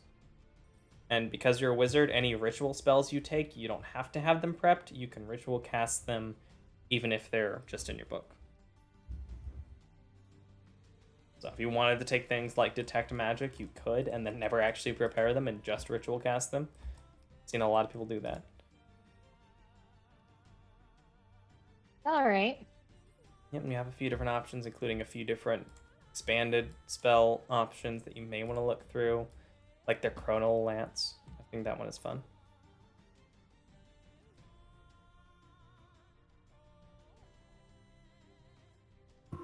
I think I'll have to start taking some of those crafted spells. Just you know. They're fun. I like them. You don't have to use them. They're just neat. A lot of they're not all even necessarily super useful. Like age, you can only age something that is either an object or a willing creature, and then age it a minute for every second that passes up to a minute. So you could age it an hour, which isn't even a lot. It is a ritual spell though, so you could take time and like ripen fruit if you wanted, but it's not a hugely helpful spell. But it's still interesting. I do not have it marked on my sheet as a ritual spell. Which one? Age. Age. Oh, you took age? I didn't take it, it just showed up. Oh, right, because I dragged... I'm a druid. For you, I dragged all the spells over. Yeah, so age is on there. Am I supposed to have it? Let me double check. I haven't used it. Yeah, it's a druid spell. So if you ever decide to use it, it's there. It's Aerosphere, where you can... Oh, Aerosphere is... affect 1 medium creature. Oh no, there's a medium-sized... You can make a medium-sized sphere, and if a creature starts its turn in the sphere, it makes a dex save. And depending on the weather, it will have a different effect. And then as an action, you can move the spear up to 30 feet. So you could like move it into someone. So like for today, where it is light clouds, I would say you could decide to either use the sunny effect or the cloud effect. Sunny is 3d6 radiant damage, and clouds is 3d6 psychic damage. And like thunder, it takes 1d10 lightning and 1d10 thunder. Rain is 4d4 piercing. Wind is 2d8 slashing. Snow is the creature, his speed is halved and takes 1d12 cold. Fog, they have to roll a D8 and move 5 feet in a resulting direction each time it attempts to move 5 feet. So basically, it'll run in a random direction if it tries to move. Bloodhound for tracking stuff. You already took Lion's Maw. Mm-hmm. Bunch of different stuff you can do.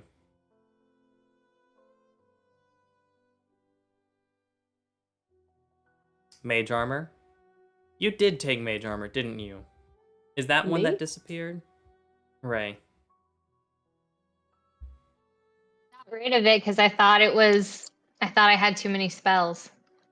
Nope, you had the right amount of spells. You actually got 2 more now, but yeah, Mage Armor is one you have access to. Mage Armor is great. Like, a lot of players that play Wizards will literally have we finish our long rest, I cast Mage Armor. And for the next 8 hours, they've got the equivalent of, like, studded leather armor. Chillin'.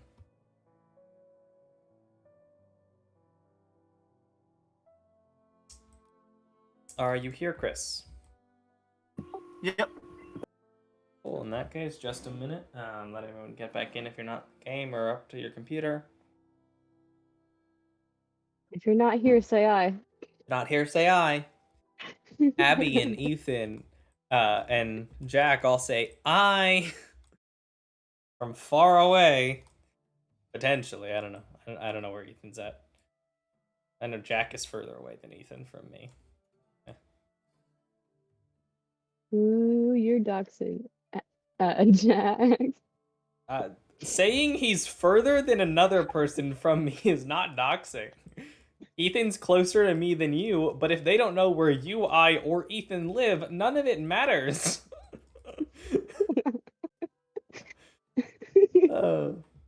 Okay. But yes, we're back. I'll swap it back over to gameplay. Hello, potential YouTube viewers in the distant future. Potential. I don't know. We'll see. All bets are off. The day continues with no issue. And that night, let's see, night of the 4th day. We'll go ahead and mark another bit of feed, additional rations. That I included the day. I included the Sunday. Since you said it wasn't Monday yet, I included that when I said 15. Yeah. Should I I had just gone back and start changed it. using Goodberry for our food? You could if you wanted to. But you'll have the Let's rations. do that. And then we can possibly sell the rations back to a degree. So that's, yeah. It's worth noting that whenever you do this, it does mean you're basically committing to, if there is a combat, Thicket will be down a spell. Well, I was gonna cast it like right before we go to bed, so I just have to make sure that Sure, that would I just have be a like if you spell have slot left. If you have a night combat, you would have to. It would be gone, and then also have to worry about making sure you have a spell slot. Yeah. The night goes by easily enough, and then make another survival check. Make sure the next day goes by easily. It is now Monday the 20th. Let me fix my hero points. Yep, and effectively as you're moving, you're all gaining hero points because of the long rest function. That will come in more into play for like dungeon crawls and big events and stuff like that. Or things in town where you're not spending a week moving across the map. Survival check. Or wait. Yeah, survival check. Survival. Inflict With wounds is Peter not a helping wizard me? spell, Ray. Why is it on my list? You know what? I don't even know. I don't know anymore. why it's on your list. I had the same conversation with someone the other day who thought they could take inflict wounds as a wizard, and I was like, no, not on there. It's only a cleric spell. But it's so good that people will go out of their way to get it. Yeah, y'all are just not getting lost, are you? Well, that's not necessarily a bad thing. I did partially plan for like what would happen if y'all got lost, though. I want to go take it out. Did you already take it out? I did. I deleted it from your sheet. Okay, I thought I was going crazy. Nope, you're doing great. I saw it and I was like, no, not allowed. I must say, I do appreciate that long rest function so that everybody's taken care of. That's nice. Yeah, it's pretty good. Is there a long rest button that we can press or something? Or is Boom, it, are you done. just referring to long rests in general? I think he has one. Oh, there's the thing. I have a Okay. button where I can literally just go and long rest or short rest the party. So I just long rested you all, so all of your stuff should have come back. Okay. All right. The day goes by. The skies have remained clear. Next day, you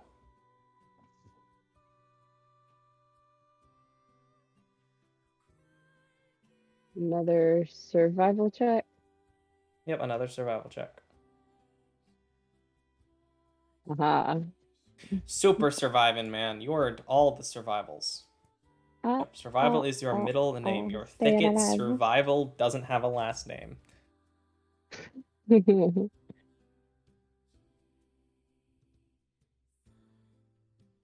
Oh, and you said you were casting Goodberry the night before for y'all to eat today? Sorry, I missed it. My earbuds died. You're also casting Goodberry the night before for you to eat this day? Yes. You also feeding Buria? Yes. Okay.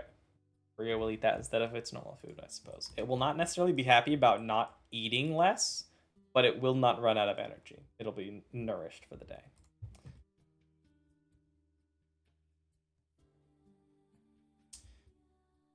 On to the night. I need someone to roll me a d4.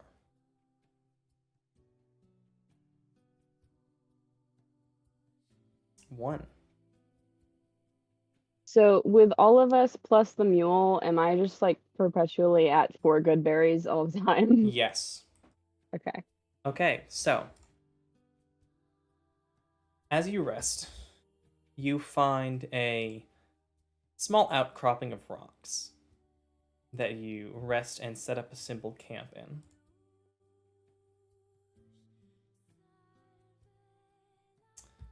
As the night falls, it's roughly 9-10 o'clock. You've already cast Goodberry. Cedar hears a shrieking sound coming from the north.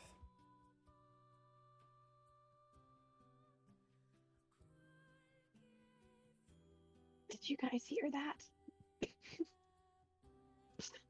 Is Cedar going to wake people up? I would assume so, yes. Cedar begins to wake you all up as you hear a cacophony of almost bat-like shrieks coming from the skies to the north. Getting closer. Am I, Thicket, able to identify what kind of creature is making the sound? Make a nature... Yeah, make a nature check. Oh no. Wait, I'm gonna hero point. And can I use guidance? No. Okay.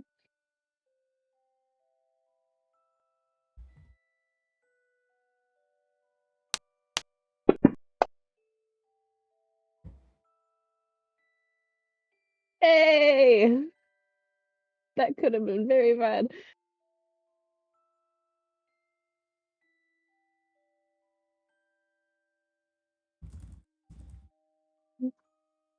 You can tell pretty cleanly. It sounds bat-like, but there's this edge to it. There's something wrong that you quickly realize is a grim. You're not exactly sure what kind. You haven't seen these before. It doesn't ring a bell, but there's something guttural, something different to their Does it sounds. sound like it's coming closer? It does. Okay. Okay, I've shared the map with you. Place yourselves where you'd like to be on this map, as Cedar would wake you all up. Chris and Ray, where would you like to place yourselves?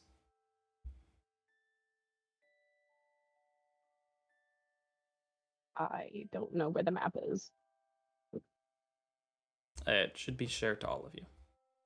If not, go ahead and just double click on Thicket's icon on the combat tracker.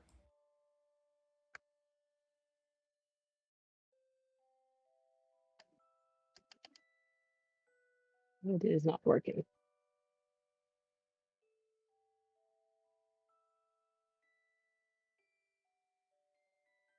Okay. Not on the combat tracker, on my page. On Character your sheet. page.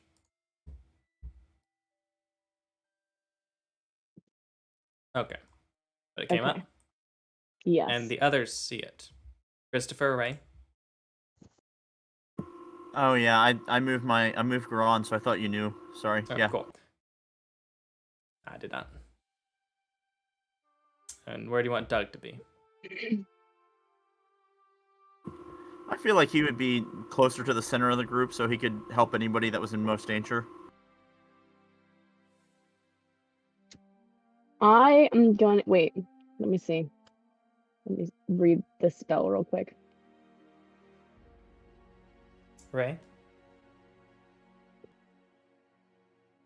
I accidentally clicked out of the map and I don't know how to find it. Cool. So go to your character sheet and then double click your token on there. And it should, at least in theory, open the map. Okay, that worked. I wasn't sure if it was going to.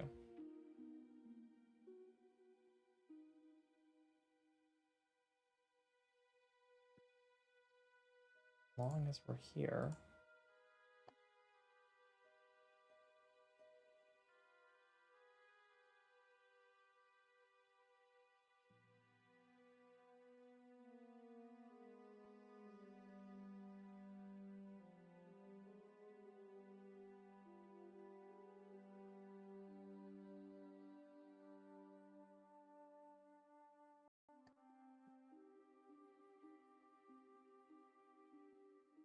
Okay. I was trying to see if Cedar's sanctuary could affect all of us, but no, it's just Nope. one person.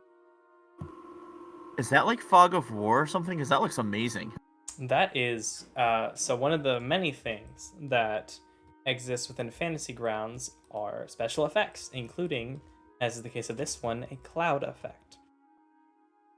There's also a moonlight effect, which should be allowing everyone's sight to function properly.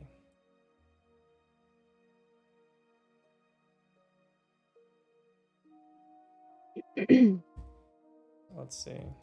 In preview.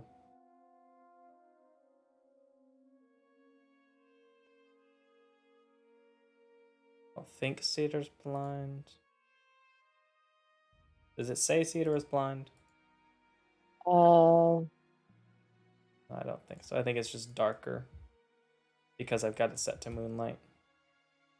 I think it has a dim light effect it as well. does not say that It's fine. Cedar has dark vision. That's okay. So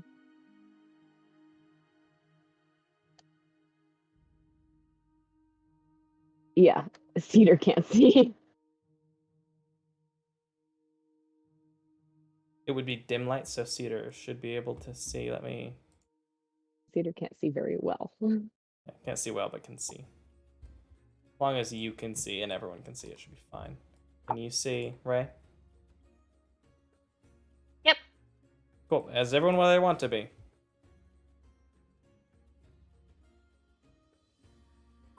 Looks good. Yes.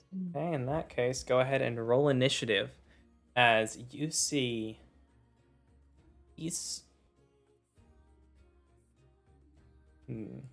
descriptions, words. These almost hawk-sized but bat-like creatures. The darkness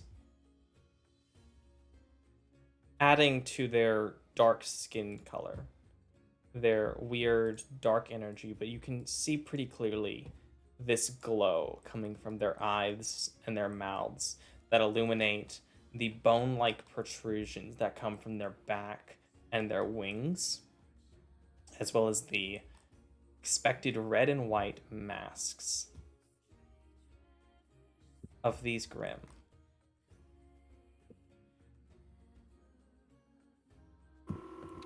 That's terrifying, and I love it. It reminds me of like Houndoom or something.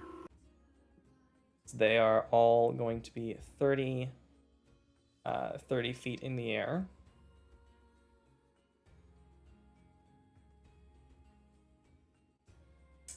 And I will reveal them.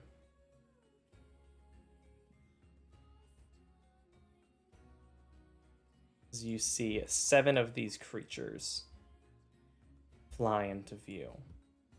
And as everyone rolled initiative. Yes, you I have. have. Cool. Yeah. We start with Cedar. Cedar can't see particularly well. With the dim light, I believe just gives disadvantage on perception checks. But still can see. Okay. Let's see here.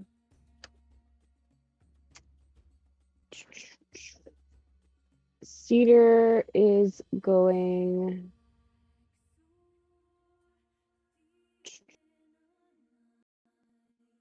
Wait, what does this do?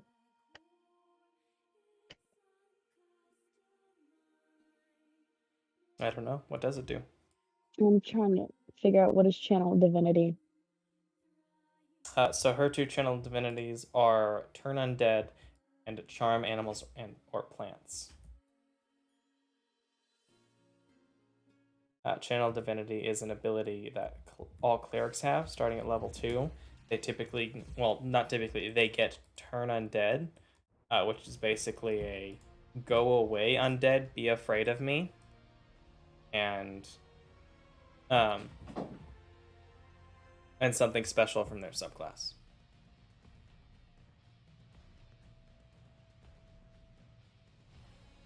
Okay. Hers lets her charm animals or plants.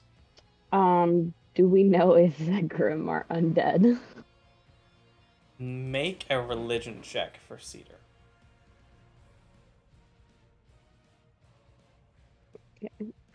Cedar's gonna use a hero point. All right.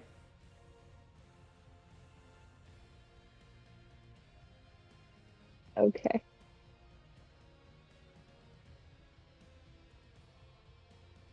Okay. I'm also gonna, as much as I love the fog, it is a bit choppy. I'm just gonna go ahead and. Did it show the religion check? It did not. Okay. Go ahead and turn that off.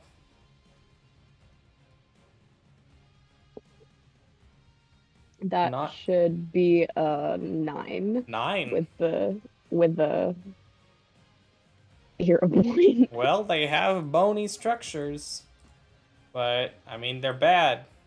You don't know what type they necessarily would be. You're unsure. Okay. Well, we are gonna cast Bless. Ooh. Who is she targeting with Bless? Let's go with. Let's see. Let me read Bless to make sure.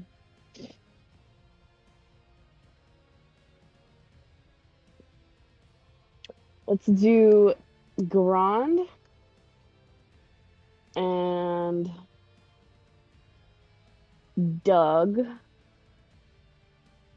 and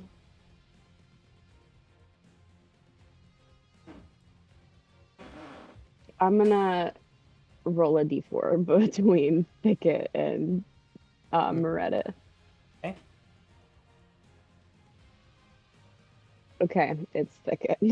All right, so go ahead and target the 3 of you, and then and then hit the effect button.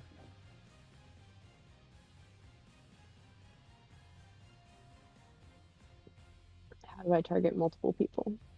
Same. You can just, I believe, Control click, and it'll add it to your targets, and then you can Control click 3 people. Okay. And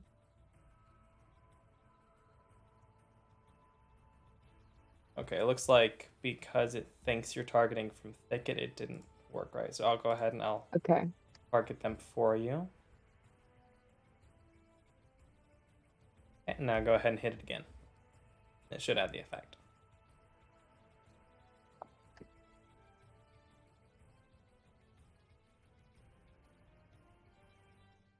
Yeet. All right. Okay. Perfect. As Cedar steps forward and waves their mace in the air, whispering a few words that you can't quite understand, the magical effect takes place as 3 small motes of light travel off of her mace and move into the chest of each of you.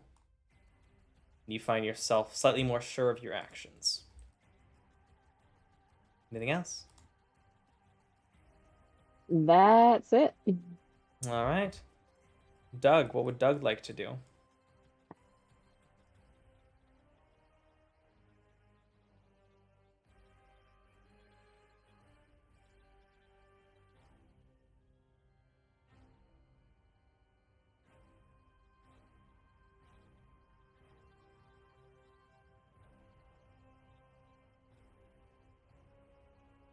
Christopher, are you muted? No, sorry about that. I forgot push to talk. It's okay. Takes getting used to. I'm sure All in right, 10 so- sessions we'll laugh about it. Right. Yeah. I mean, like I've only forgotten it like 1 time so far tonight, so that's pretty good. You're doing great. Okay. So he can't see them, He right? can. Or he can. Okay. All right. It's just thicket. He's the one having the problem. I believe.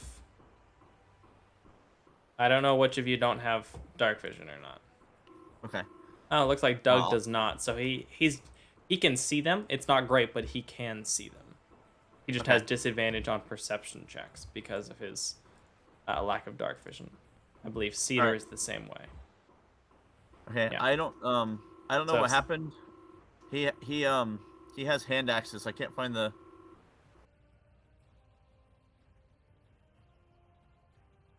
Find the bow. Yeah, the bow went away. Well, the bow's still there. Why does it keep going away?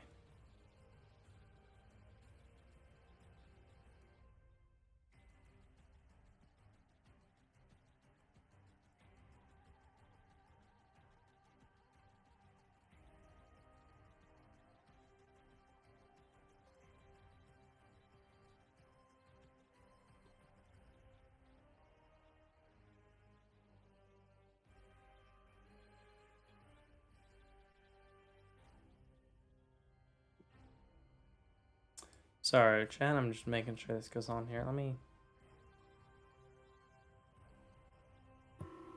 Meanwhile, while the director is taking full advantage of setting up everything properly, we could talk about how Garon set aside so that he didn't wake anyone as he played his lute. And then he fell asleep gently, comfortably, and waking up to screeching things, and, well, now he's a little less ready for this. It's also worth noting that we should go ahead and if you have armor, it needs to be unequipped.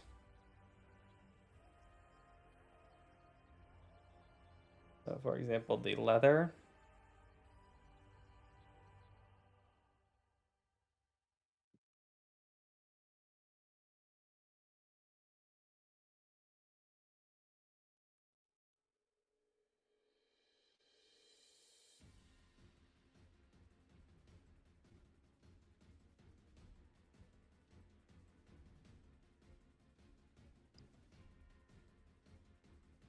What is going on with you, Doug?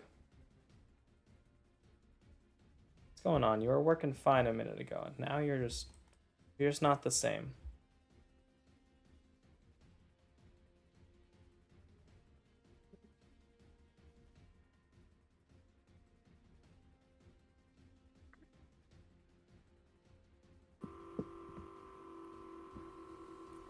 Should I roll Sorry, regular audience. numbers? Or...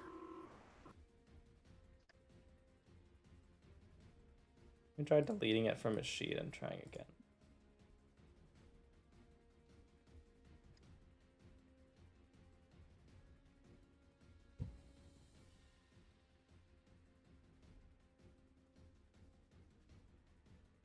There we go. I got it to add back.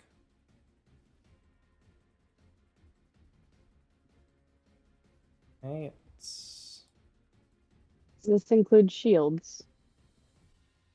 No, you can use shields. Okay. But you would not have any armor worn. Okay, I've got the longbow back. I still don't know why it disappeared.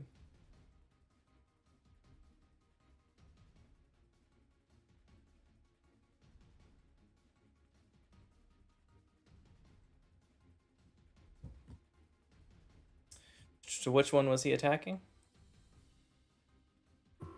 Okay, Just the one. nearest one he could see, so one to the unidentified left? 3. All right. The arrow goes up and skewers into the creature. Surprisingly, it doesn't seem to have as much purchase as you'd have hoped for. Some of it seems to almost be non-reactive as it hits the creature. Anything else Doug would like to do?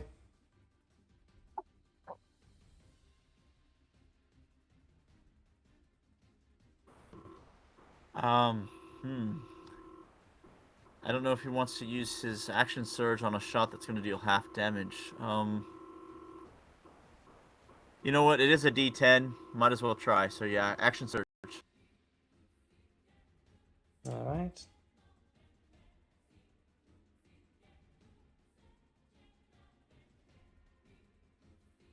If not now, when?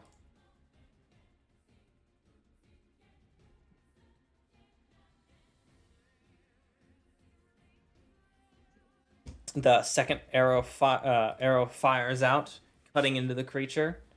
Still not as much as you'd like.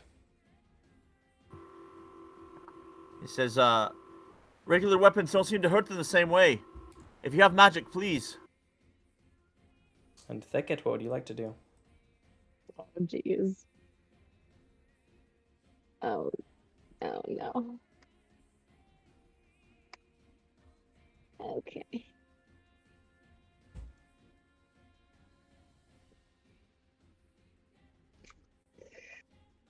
Ah.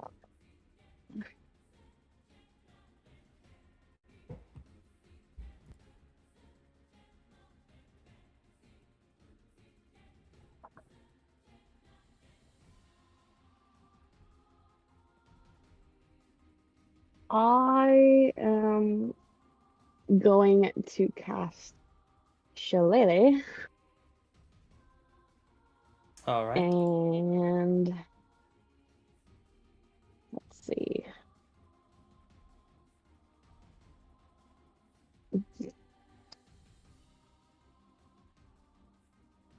Go up to...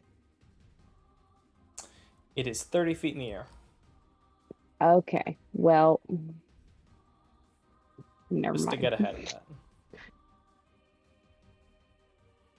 Can't even reach it.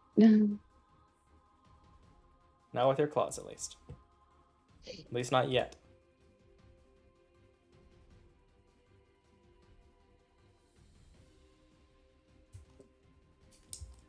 Then I am going to check my spells and see what I can cast instead of Shillelagh.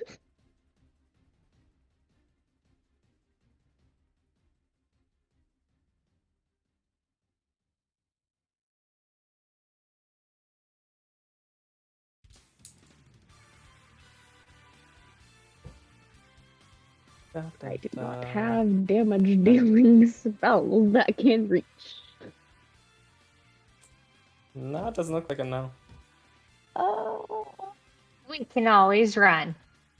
okay. Potentially.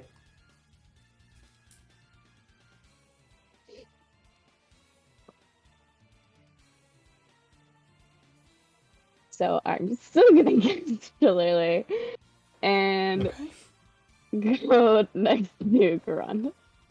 All right. And wait until one is in range to make an attack.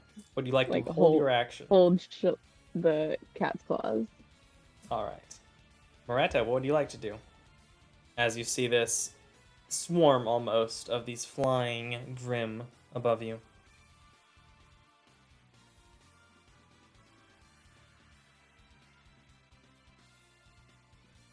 I am going one sec.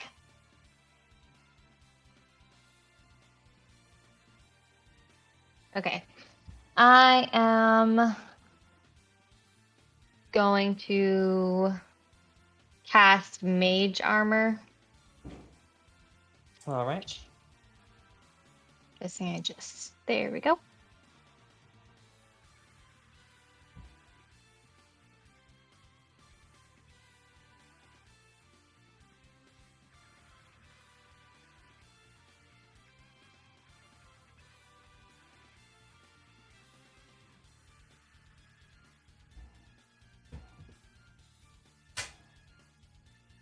Done. So that's your turn? Yep. All right, Garan, what would you like to do? As you feel this divine energy flow into you.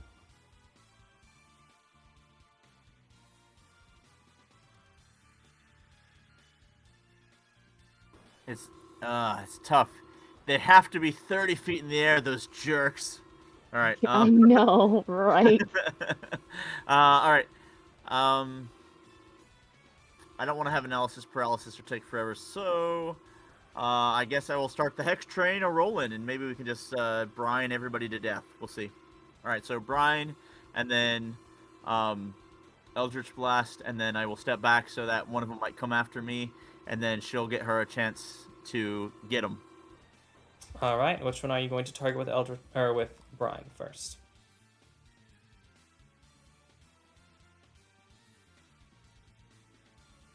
I move over a little bit because I think I was behind the rock and it was a little hard to see, but I want to see the one that he shot 2 arrows into. I figure less numbers coming at us, the better.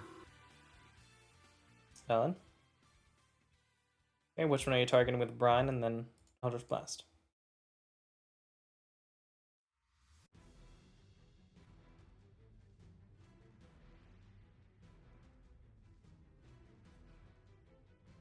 Who are you targeting? Which one?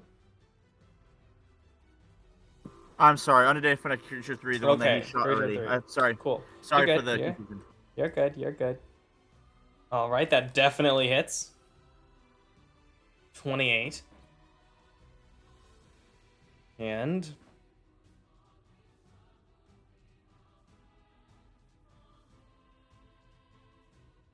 oh, so as you reach forward, you all again see this somewhat familiar at this point sea foam come off as his scars, tattoos almost glow, shift toward the creature, and immediately this burst of this arcane energy flies toward it, breaks through the chest of this creature. It stops midair, and as it falls, it seems to almost turn to this ashy dust that flows into the wind. And then I shout, I don't know if you can understand me, but I will kill all of you. I am your target. Come on then. All right, now it's their turn. First this one, let's see. Closest creature. It is going to instantly dive down towards Moretta. 5 feet in the air, it is going to make an attack as this somewhat small creature dashes downward. And it is going to hit. You pull up your aura, defending against it as best you can as this pale bluish green light comes up around you. This Grim, this monstrosity, bites into your arm, brushing against the aura. As it pushes back, your aura flickers as you are heavily damaged by that attack. It's that creature's turn. Yo, I'm probably gonna die.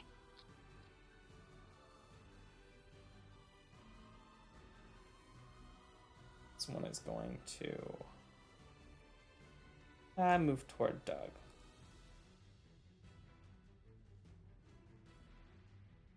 Make an attack So, against him. on Cedar's character page, all of her spells just disappeared. Did I click something? Disappeared? I can't see them.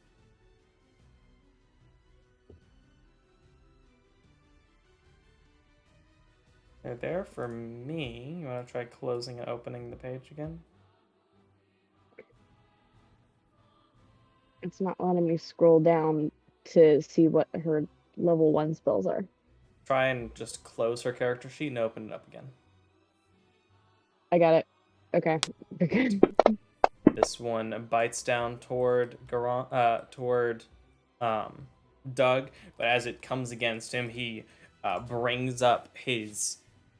You see his axe that seems to be chained to this other light hammer on his belt as he pulls it up and pushes the creature back as it does not find purchase. This one is going to also.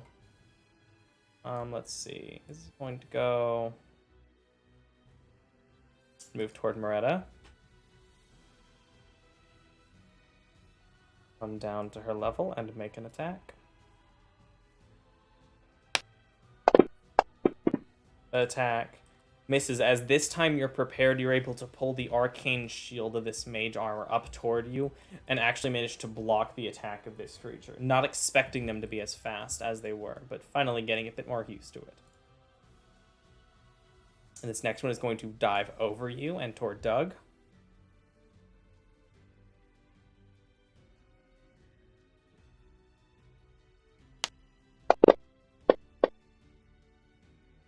That is going to hit Doug. Going to deal 10 total damage. As it bites down toward Doug, this time he has to block it with his hand, outputting his aura as the claws and teeth of this creature bite against it, tearing through part of it as it begins to flicker just a bit as he goes down at half health. This one, let's see, that's 35 feet. It is going to dive down toward Thicket. Attack! These things have a whopping 80 movements, 80 foot fly speed. It's going to attack and is going to hit Thicket, unfortunately. Do I get to hit it first? Yes, you would. So you can go ahead and attack it as well. Okay. Do I need to add anything for the bless, or is it already added? It should be automatically added. Definitely hits. Roll damage.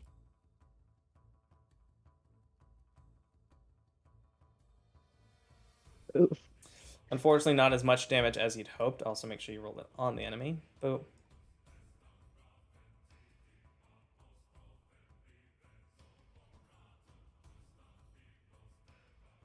Oh, we need to add an effect to your shillelagh, actually. Shillelagh. This should work. Add and shoot. Add effect. I'm gonna type in DMG magic. Target self. And do not expend. Okay, go ahead and apply that to yourself. Just to make sure your attacks in the future are considered as magic, because for some reason it did not consider that one to be. By for some reason, I mean because we didn't add anything to you to actually make that the case.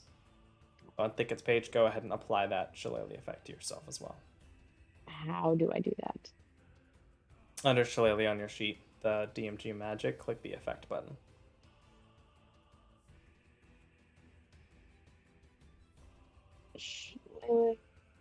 Okay.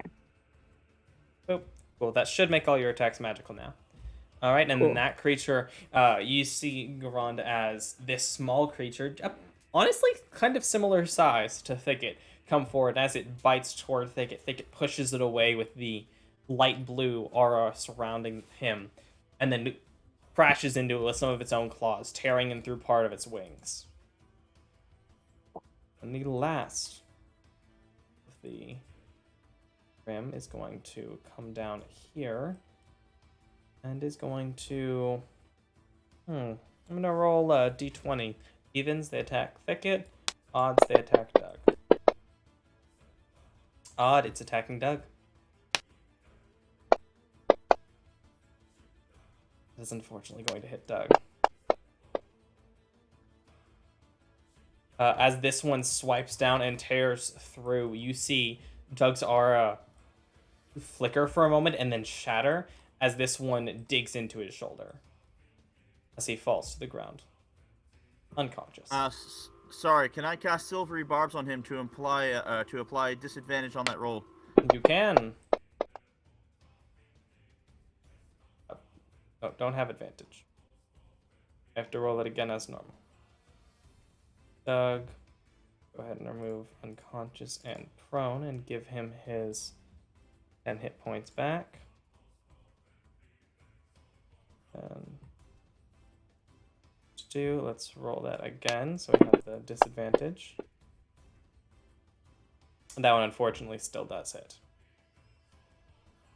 And who are you giving the advantage to? I accidentally did something with my spells. It looks like I now have Silvery Barbs twice. I think I may have gotten over something. That's okay. I can fix that. Who are you giving the advantage to?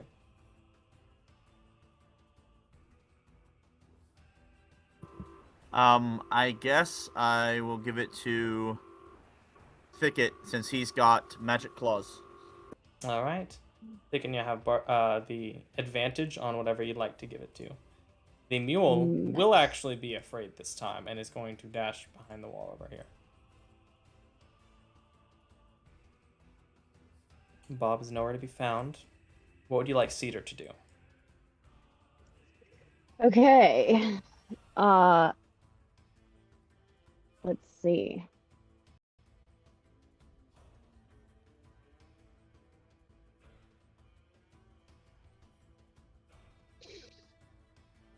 Let's go over to Moretta, trying to avoid opportunity attacks if possible, and cast Cure Wounds. On Moretta? Yes. All right, go ahead and drag the effect onto her.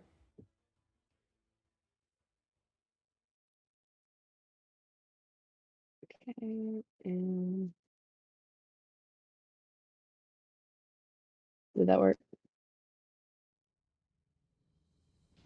I Do don't. not. Oh wait.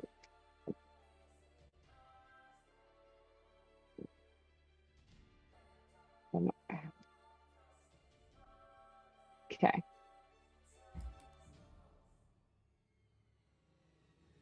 There we go. Moretta, you are feeling much better as Cedar comes up and you feel this magical energy pour into your aura. Woo! That is Cedar's action. Anything you can do with the bonus action?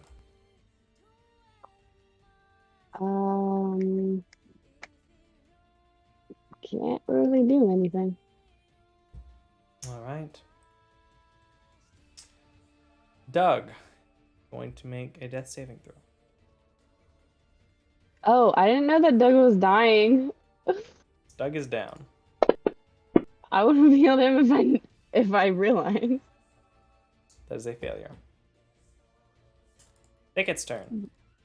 Bro. Okay. Okay.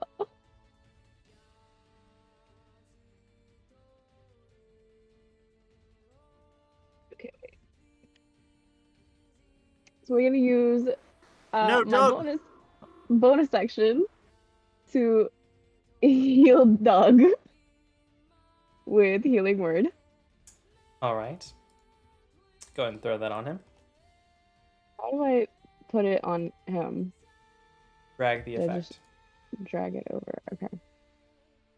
Like you would any damage roll.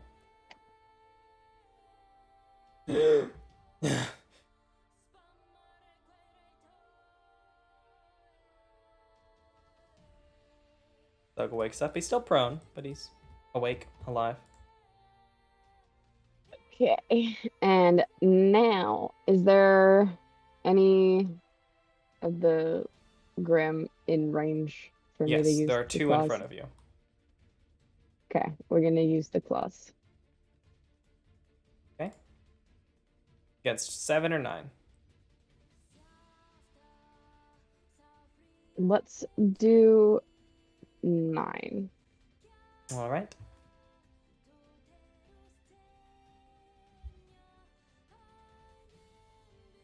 That hits.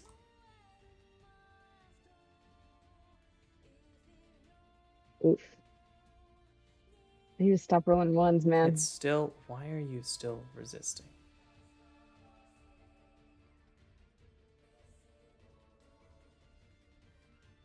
I'll just drag the damage onto it again. I'll figure out later how to make your attacks magical. For now, I'll just make Cat's Claws on your sheet magical. Fine. Actually, as long as you have Cat's Claws Shillelagh, I'm just going to make that one magical. That Yeah, I should was solve like, the you problem. should make that one magic. I'm silly. You know, it's fine. You're allowed to make edits like that yourself, by the way. As this one, know. as Thicket turns, brings his claws down, it tears through the mask and breaks the mask on this creature's face. It falls to the ground before turning to ashes. Wait, it died? Died. Oh. Sweet. All right. Any movement or anything you'd like to do? Take. No, I'm good. All right, Moretta, what would you like to do?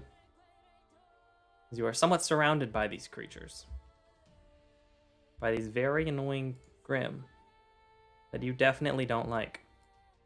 I am going to need the 2 in front of me to make a Constitution saving throw. Ooh, what are you casting? I am casting Thunderwave. Eat. All right, so you should be able to target both of them by control clicking on each of them.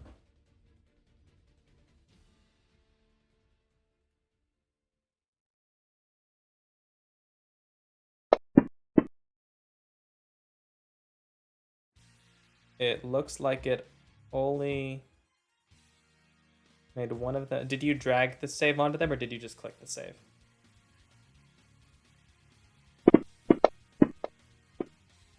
Well, you were targeting yourself as well, so I'm going to go ahead and untarget you. And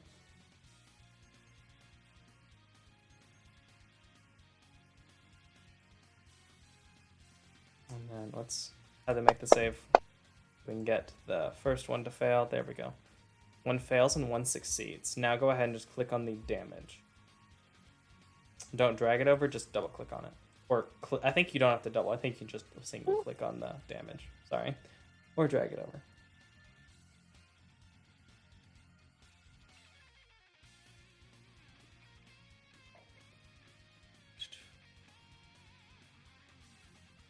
Yeah, so even the one that succeeds, as you stand up and look toward these, what is the color of the gemstone for Thunderwave?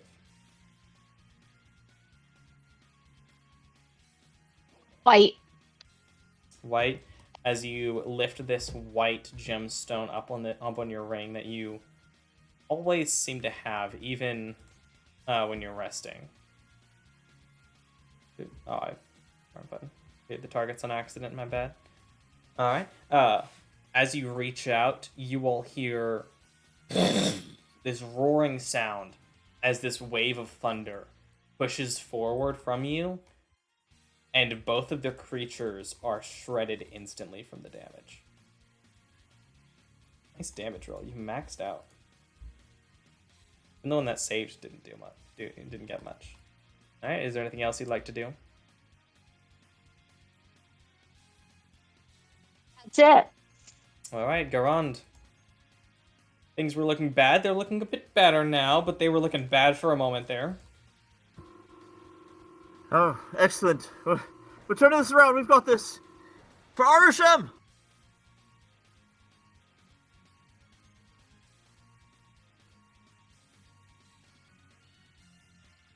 I'm going to use a healing light.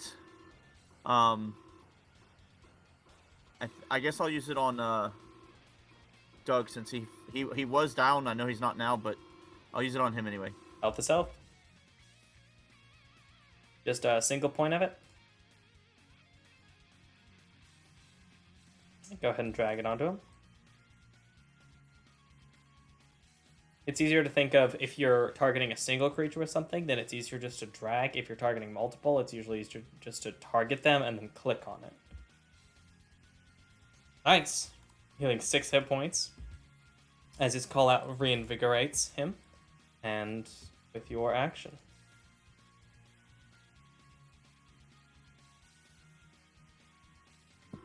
And I think I'm going to Vicious Mockery, the one in front of me and Thicket. All right. What do you say to viciously mock this creature?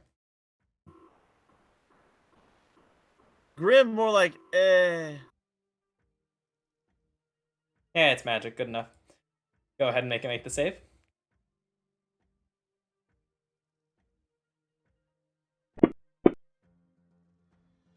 It fails. Go ahead and roll damage against it.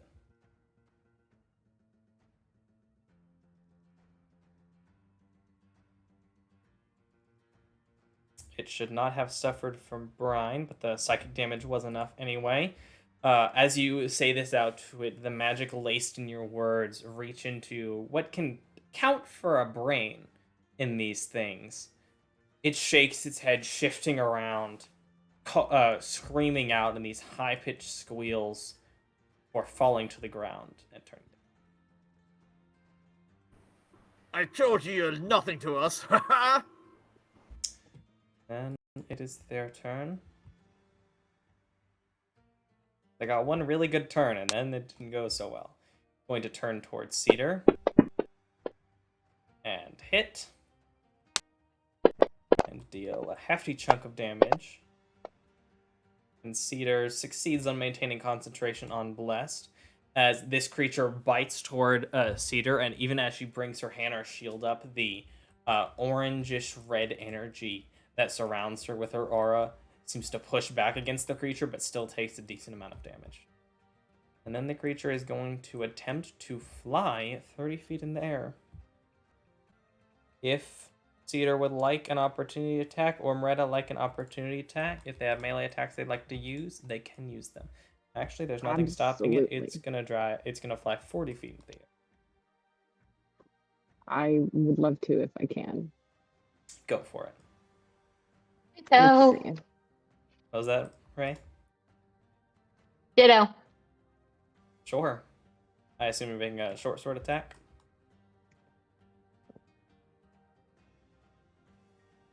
Go ahead and make the attack. Can I not do Shocking Grasp? No, unfortunately not, because it's a spell. Even though it is a melee spell, it still wouldn't work. You wouldn't be able to use it as a reaction. Not unless you take the Warcaster feat later, which lets you cast things as reaction. Alright, the mace unfortunately misses as this very, very quick creature flies past you.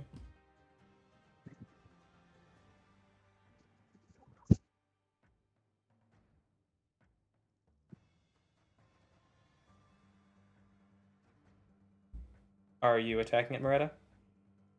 Yes, I am, but I just realized I never actually put a short sword under my weapons. It's on your action sheet. Me. Looks like it's there. Can you not see it? See it under a weapon, under weapon powers, but not under weapons. You sure? Scrolling up to the top? Did you maybe click on weapons and it reduced the size? Because if you click on the title, it will drop down like the folder section. Because there's nothing in there. Close and open your sheet. Why are you being such a problem today, Fantasy Grounds? You were doing so good.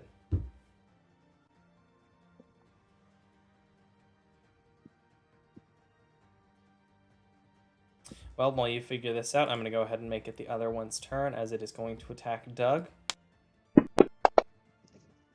who is still prone, unfortunately, so it is going to drop down and bite into him, dealing another decent amount of damage as it drops down, and he's barely pushing it away with his axe as it tries to bite into him, as it viciously attempts to bite him.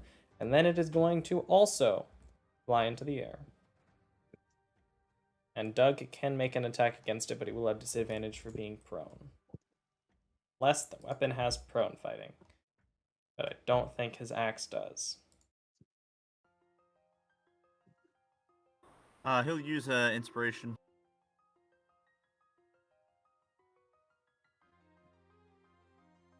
Okay, to give himself advantage to bring it down to an even roll.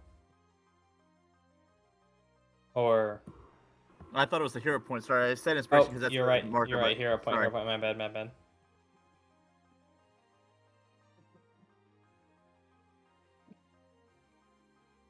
Okay, make the attack.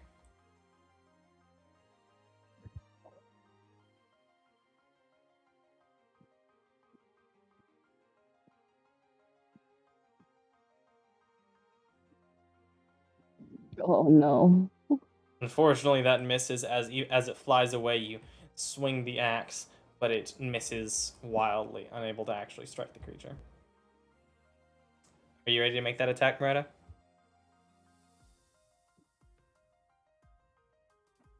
It's not going well. Do you want me to roll it? I can see it on your sheet. Sure. That is a 19 to hit, and you deal a total of 6 damage. That does appear to be reduced down to 3. As you cut into it with your short sword as it begins to fly away. I wonder why you can't see it. It's very odd. Either way, it is Cedar's turn now. Both creatures have flown back into the air. All right. She's gonna. Well. Yeah, she's gonna make a crossbow shot All right. and use a hero point.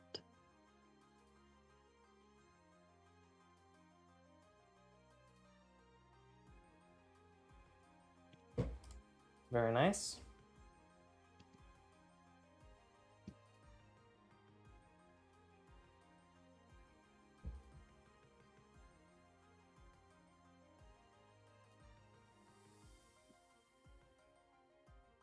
That hits. Roll damage. Assume that hits. Yeah. That definitely hits. Total of 26.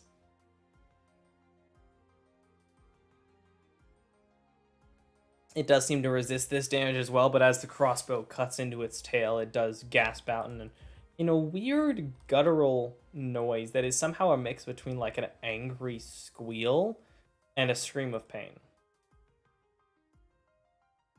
Doug.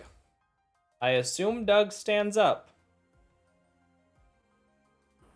Oh yeah, he's standing and he's getting that bow out and he's trying to shoot the one that got him. Drops his hand axe, pulls out the bow.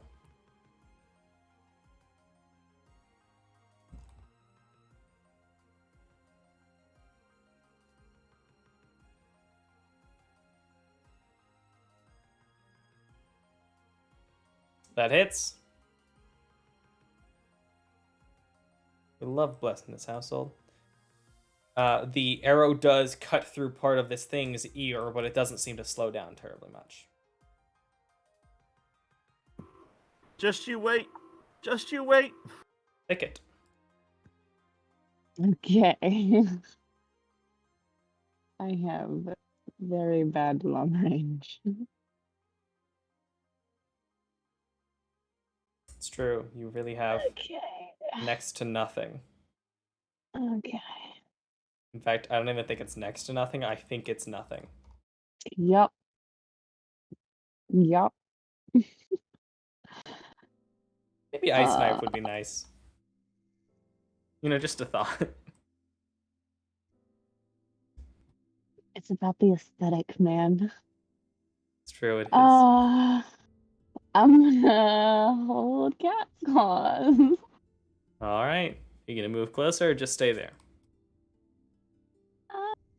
Say, well, actually, no. I'm gonna, go, like,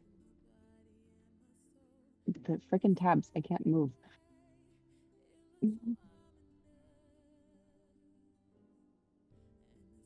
Okay. Here. All right. You prepare for it to come down. Moretta. And I kind of hiss at it to taunt. You hiss into the air. You are on push to talk, remember? Yes, I'm just Cool. thinking what I should do. Yeah.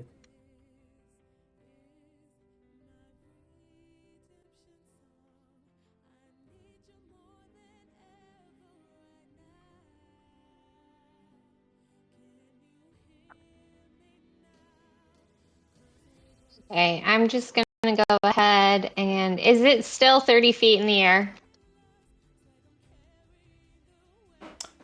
It is.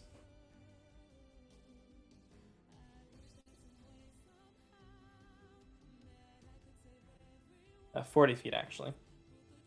I'll poop.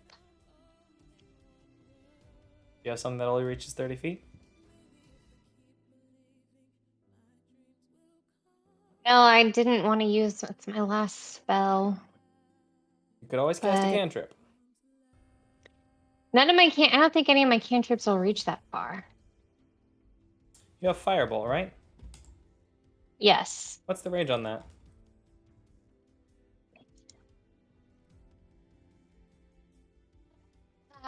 Yes, that'll work. Yeah, I thought so. Firebolt is 100. Oh, would Ray of Frost actually. It's 60 feet. Both would work. I thought it was only 15, but I'm gonna go with Firebolt. Nope. The only spell that's like 15 feet is like Poison Spray.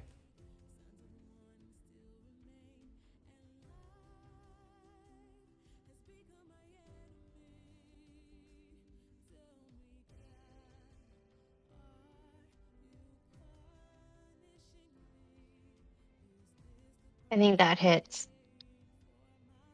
Definitely. That critical hits, you are going to deal double damage.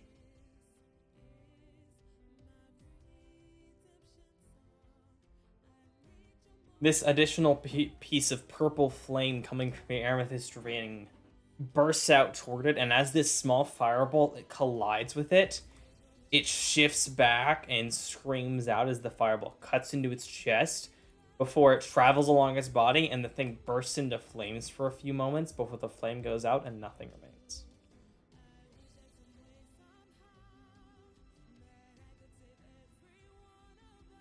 I'm just Alright. gonna breathe a deep sigh of relief. Garand.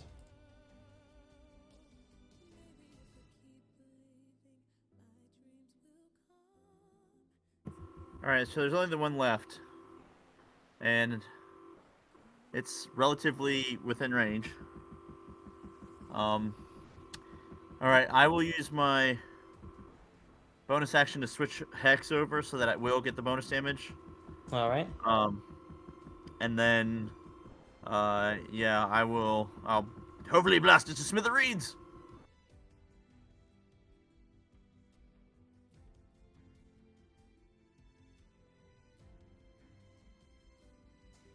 Go ahead and make the attack.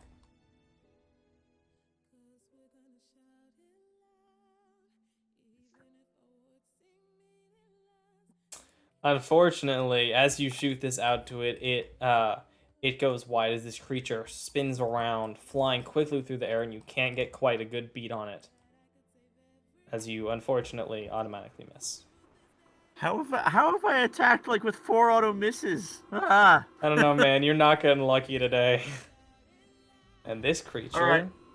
going to roll a d6 on a 1 to 2. It attacks Cedar. On a 3 to 4, attacks Thicket. On a 4 to or on a 5-6, it attacks Doug. These things have no sense of self-preservation. It is going to dive down, attack Thicket. Your attack triggers first. Yes. Haha. As you have seen, and all of you would pretty well know, Grim have no sense of Bruh. self-preservation. At all. If I could hit on a reaction, that would be great. That would be great. It hits you. You take 10 total damage, part of it necrotic, as it digs down its claws and begins to tear through your aura again as you attempt to defend against it. It is then going to... You've already used a reaction, but Doug and Cedar can use theirs as it is going to fly back up 40 feet. Cedar is going to try and let's see. Actually, is Cedar able to since Right? She hasn't had a she turn did? since. No? Yeah, No, she did. she did. Did she? I don't remember. Yes, because they flew up and then they were killed from long range. And it was Okay. y'all's turn again after they went. 'Cause they unfortunately all rolled low on initiative. And Cedar's at the top, so yeah. So she can make an opportunity attack, as well as Doug can as well. But because he's holding his bow, he would have to make an unarmed strike. Or a bite attack, because he can do that. Okay, well, Cedar's gonna use her mace. Alright, and Doug hits with the bite attack. Oh my gosh. Unfortunately, Cedar misses as she swings her mace, and Doug actually reaches out. You can see with the bow, he reaches out and actually bites into its wings. As you can see, his teeth seem to sharpen as he reaches out, tearing off part of its wing as it flies, and he spits it off to the side. It is Cedar's turn. Okay. This creature is not doing well. You can see it's only sort of flying, with one of its wings being partially ripped, and actually has a what appears to be a crossbow bolt, I believe, in through part of it, if I have my damage remembered correctly. And do crossbow shot.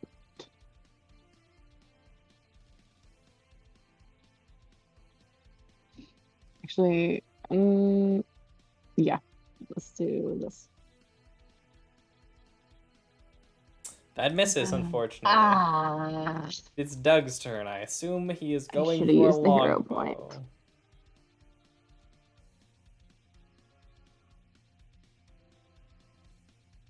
Silent longbow hit. Longbow damage. As this arrow cuts through this Die already! creature's head, piercing through its bone-like mask. It breaks and shatters, and the creature turns to ash in the air. You all take a breath. The surprisingly dangerous fight, taking you quite unexpectedly, interrupting the beginning of your night's rest. You take a breath, take a few minutes. Returning to your campsite, moving back into the rocks a little bit for some extra cover. You nurse your wounds, take care of yourselves, make sure Berea is perfectly fine. And that is where we're going to end the session for the night.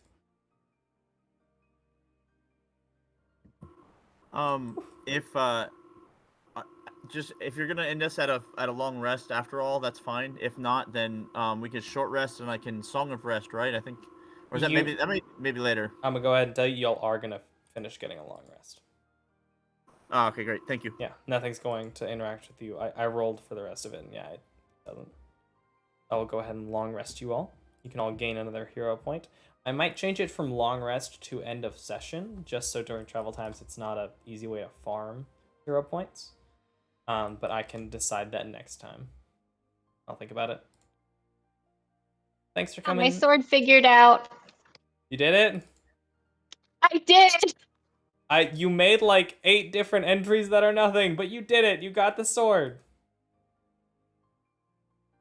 Okay, but I never made claims at being genius at this. You did great. You're good. I'm also gonna make sure. So did you cast Mage Armor and Burning Hands? No, you did not. You cast Mage Armor and Thunderwave on mark. Oh no, you don't have the spell slots marked off because you just took a long rest. You're great. Do you know how to delete those I empty did put things? those on there. What? Or do you know how to delete the empty things?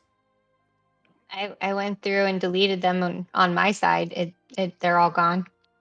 Well, that's good. I'm glad. I don't know why they're still here on my side. I'll delete them on my side too. And then we'll hope nothing goes terribly wrong.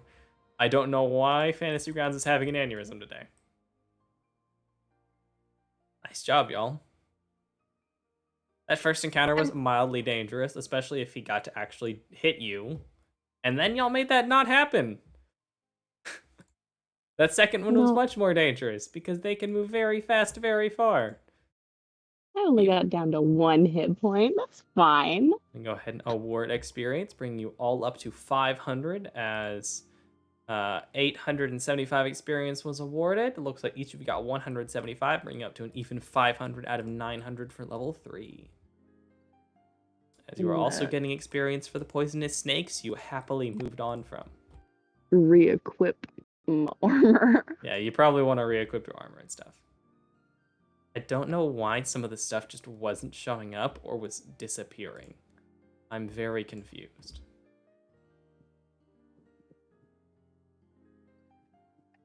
We'll go ahead and end at least the YouTube recording, even if we hang out on stream while I fix some other post-game stuff. Hi, thanks for watching YouTube. Anyone that might be showing up to this in the indefinite future, I have no bets on people actually doing that. But, you know, if it happens, that'd be cool, and we appreciate you. Feel free to comment, like, yada yada. all Remember, that no stuff. negative talk. No negative self-talk. Negative self-talk is bad. We don't like that here. Negative self-talk is bad for you and your emotional well-being. Don't do that. And have a wonderful day. Say goodbye, everyone. It's also bad for kobolds. Bye. What about kobolds?